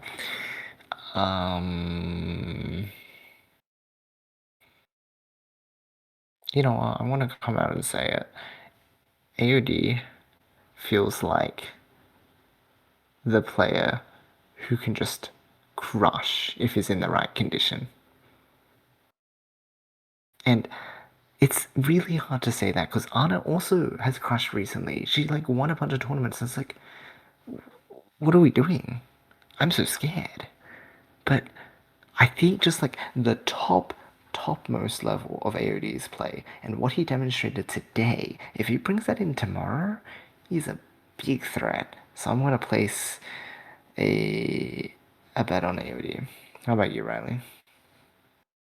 I think if a Cliff wasn't trolling and he does pick Void, that means Rick, right, gets to pick between potentially Anamaru, Dan, AOD. Mm-hmm. And I'm thinking about this, right? It's like if a Cliff plays Ana, I think Ana could win that. And I'm like, wait, if Ana plays like AOD or like Dan, I think that's winnable. I think there is like legit a chance of Ana goes to final phase. I can see that too. I think I can see that. Needs to not play Rick. I think no one wants to play Rick. I think. No, I mean certainly that's the case, but well, AOD wants to play Rick. That's true. That's true. But I feel like that's a wait for top 4 for that to happen, not do it in top 8. Otherwise, Yeah, that's a little brutal. Otherwise, I do think Void and Dan like still have the best chances. Like I think Dan was so aggressive today, and it's kind of showing like between all of our matches, like how many of the players were all just doing very aggressive Hellfires into like all in strats. Like even AOD bringing out KT was bringing out some. I think the only player who didn't do it was Wiz, and it's like it's probably going to be a bloodbath. Yes, I think we're going to see a lot of huge exchanges tomorrow in each game. Yeah, and to round out the format reminder, tomorrow is still first to tens. It is on a life system, so whoever loses a life in their sets tomorrow will not have it for final phase. So very important to still try and sneak through with both lives, because especially now that everyone has 2, if you lose one in this phase and you have to go in the final phase with -1, it's going to be tough. Oh yeah, it's not enough just to win against your opponent in round 2. You need to set yourself up for the final phase. It's going to be super stressful for everyone involved. Yeah, and I think it's gonna be really exciting, man. I'm so excited. I don't know if Haven has anything else for us today, but I'm gonna just say right now, very happy to commentate with you, Yoshi. Really nice.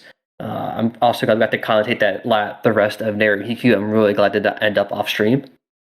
Yeah, likewise. I can say the exact same thing. Always a pleasure commentating, being on the mic with you, Riley. And again, thank you to everyone involved, not only in the production, but to our players today for putting up such incredible fights. I'm so proud of everybody who's been giving it their all and really learning and growing at this game. Yeah, thank you so much for Hiku for organizing Haven as well, for having to do some on-the-fly production as well with the whole spectator thing that happened. I think Haven clutched up. It was really good. I'd like to thank Riona and Void for also commentating the first half of the day as well. And yeah, that was awesome. I think congrats to all the players who played. I think everyone put up a good show, and I cannot wait to see you all tomorrow. I'm so keen. So keen. Remember, same place, same time tomorrow.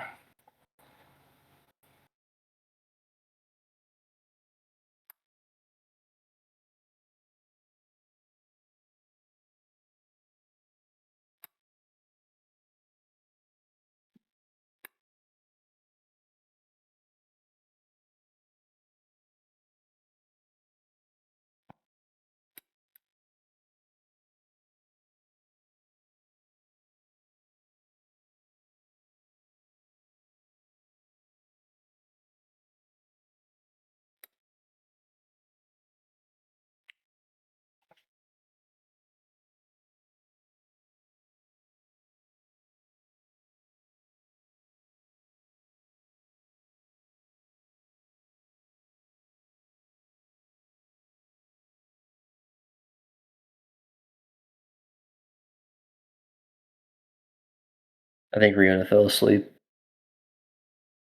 Oh no, Giles. Yeah, this is just the waiting room for day 2. Yeah, dude, oh my god, these were good matches, man. These are good matches. Oh. I would have liked to see a third round of KT versus KOD, but man, that was good. Same. I need to like sound clip the Tom doesn't know what he's talking about from Hiku after the prediction stream. That's so funny. It's so funny. Gotta save that for tomorrow. Yes. When Hiku wins a set, potentially being like, just play that on screen.